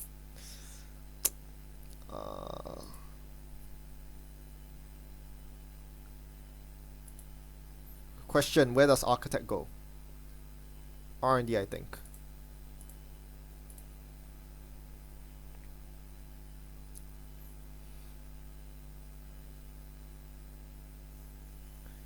DDoS. Oh dear. Oh dear. Deary me. What could this guy be up to? Yeah, he's basically playing all the passive ice destruction such as run amok and on person. Blackmail's a big problem because that means I can't just randomly jam stuff. Hmm. Yeah, this is going to actually be a really challenging matchup. Very, very challenging indeed. Thankfully, my opponent is super poor, so Sansan should be good. Let's get Jackson going.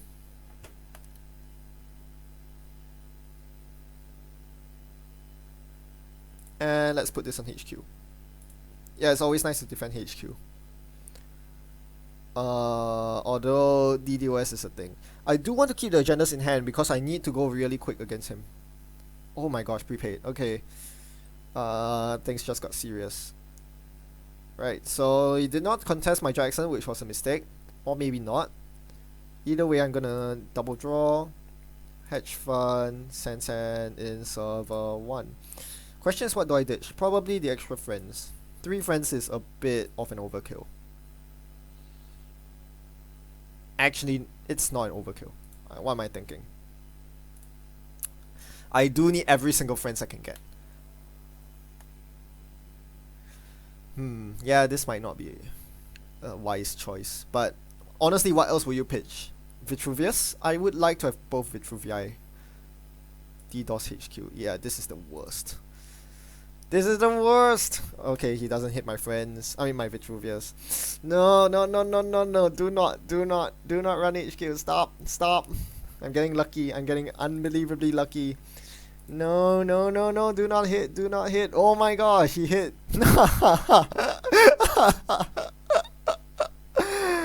Oh my gosh, I got so unbelievably lucky. Okay.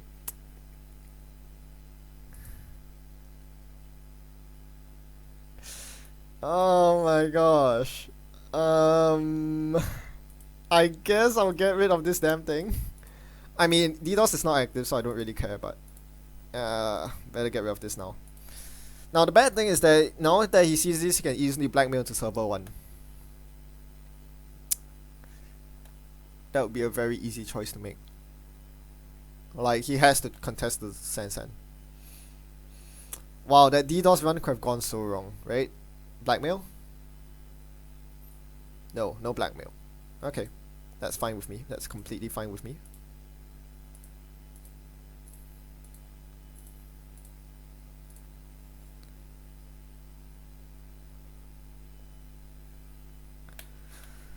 Oh my gosh. I can't believe I got away with that. Like, I knew it would be bad to kill the Vitruvii because of the DDoS. I didn't actually expect him to actually perform the DDoS HQ 3 times, but man, the triple friends access really put him off there. Like, I don't know, especially after seeing one friends in archives, they're like, what? What's going on? Okay, lucky fine. Wow. I'm still really flawed. Now that he actually has money, he really should be contesting my Jackson. That's all I'm saying. That's all I'm saying. Baltic sales team at this point would actually not be a bad idea. Okay, blackmail into R&D.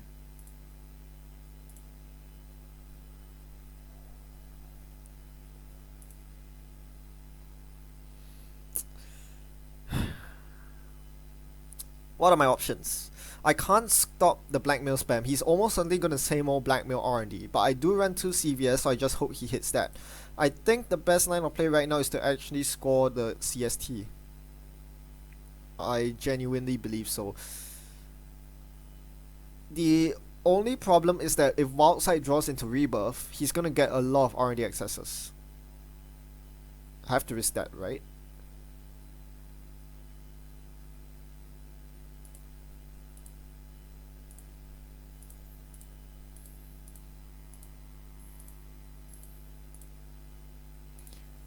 Yeah, I have to do that. And I'm gonna use Jackson now because it'll be forced next turn one way or another. I'll get Friends, Biotic, and a Hatchback.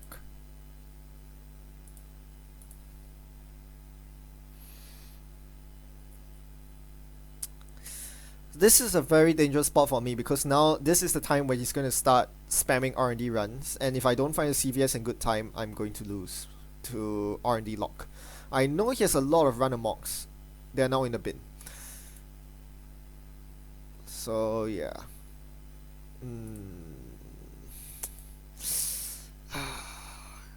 The good news is there's actually a silver lining in this. If he hits a CVS, I probably win. Actually, now come to think of it, because I have two friends in high places, I can easily recur them. Problem is I haven't been seeing my CVSs the whole day, so I don't really expect them to come out right now. If this blackmail run whiffing meaning that he doesn't hit a CVS, I have to purge manually. That's oh, huge, huge, huge, huge. That is unbelievably huge. Friends, draw. Goddess on archives. And friends for Adonis in server 1. CVS on R&D. I would like the CVS to be on a breakaway grid server, but I don't have the resources to construct a breakaway grid server right now. Apparently the ruling is that you can't breakaway grid in a central doesn't work. So if I put breakaway grid on R&D right now, CVS would still cost 3 to res because CVS is in the root of R&D. CVS is not in R&D. Okay, blackmail. So he's gonna see one card, just one.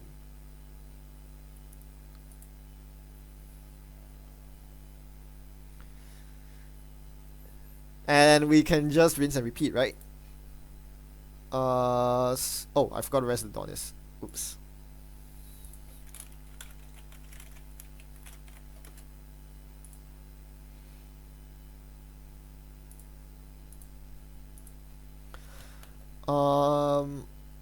So I need to draw past the R&D log to find agendas. That's an agenda.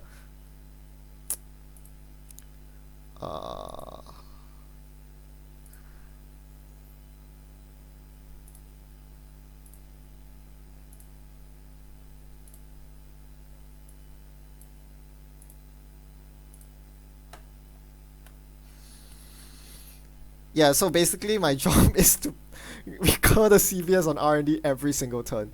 If he installs slums, I'll have to slightly change my tactic. But the general idea is there. And once I exhaust all my friends, I'm gonna just install Jackson and rinse and repeat. Solid plan, huh?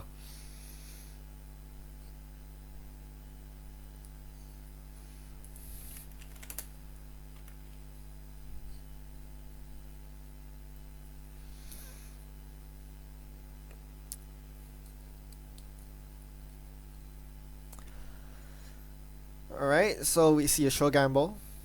Deja vu blackmail. Blackmail R&D. Yeah, you can see why this deck is so beautiful. Against a meta full of double medium decks, being able to recur CVS every turn is such a thing of beauty. So he only gets one card each turn, which means I can lock.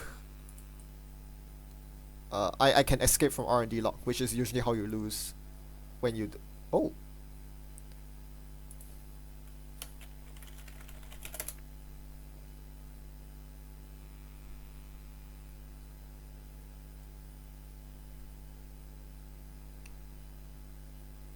Okay. James doesn't like trashing my assets, which is a mistake, but whatever. Heh. I'm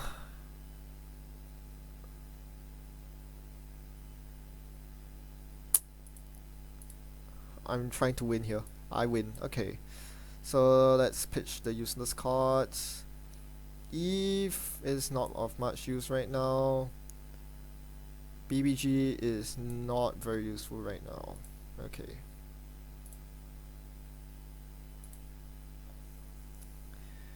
DDoS? No! Oh man, he's getting really unlucky on these HQ runs. Okay. I spoke too soon.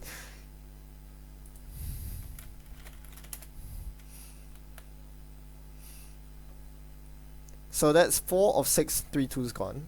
Run archives. I cannot give him the food now. So let's put that back. Let's put double friends back in.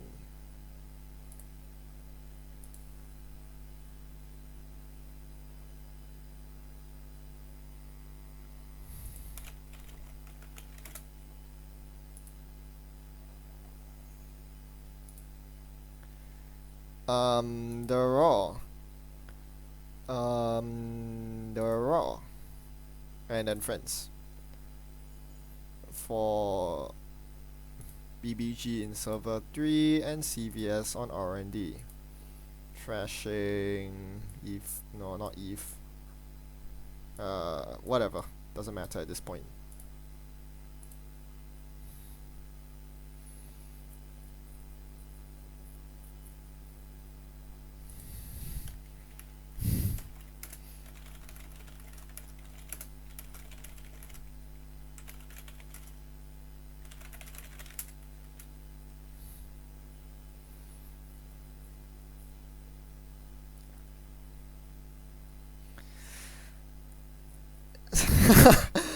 This is a ridiculous game, but yeah. This is basically what happens when my opponent doesn't find blackmail early. That being said, I think a very good line of play right now for my opponent would be to trash the Sand with blackmail. Of course he doesn't see it. And honestly, I wouldn't make that play myself in his shoes because I could have the Baltic for the win anyway. But given that there's one Baltic... No, there's no Baltic in the bin. Okay, never mind. Another CVS. No, that's the first. That's the upgrade CVS. And he saw an unseen card. Yep, I probably win here. Oh man. So what did we learn from this game? I don't know. Recurring CVS is OP? Yeah, that's a pretty good assumption.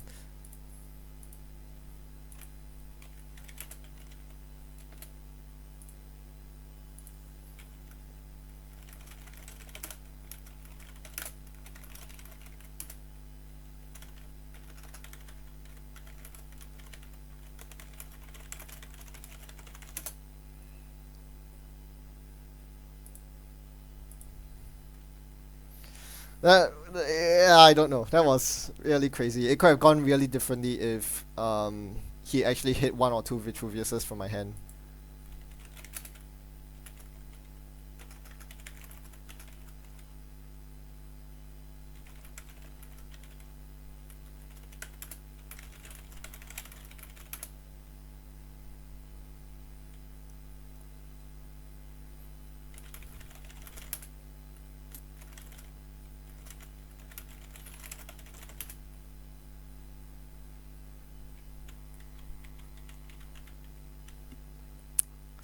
Yeah, I'm not sure if that play was right early on when I kept the double Vitruvius in hand. I really wanted Agendas in hand to start scoring. I thought, knowing James, I thought he would be tunnel vision into R&D, but he made the absolutely right play to DDoS HQ 3 times. It just didn't work out in his favor.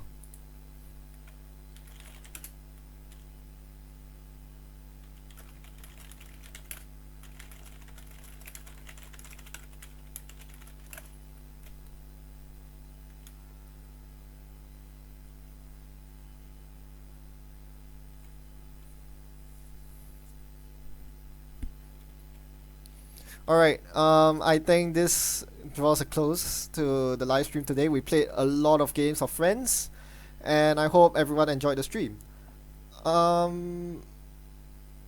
Yeah, so basically I won against Blackmail Spam Valencia. I won against janky Hayley Chaos Theory decks. I won against an Edward Kim, also rather janky.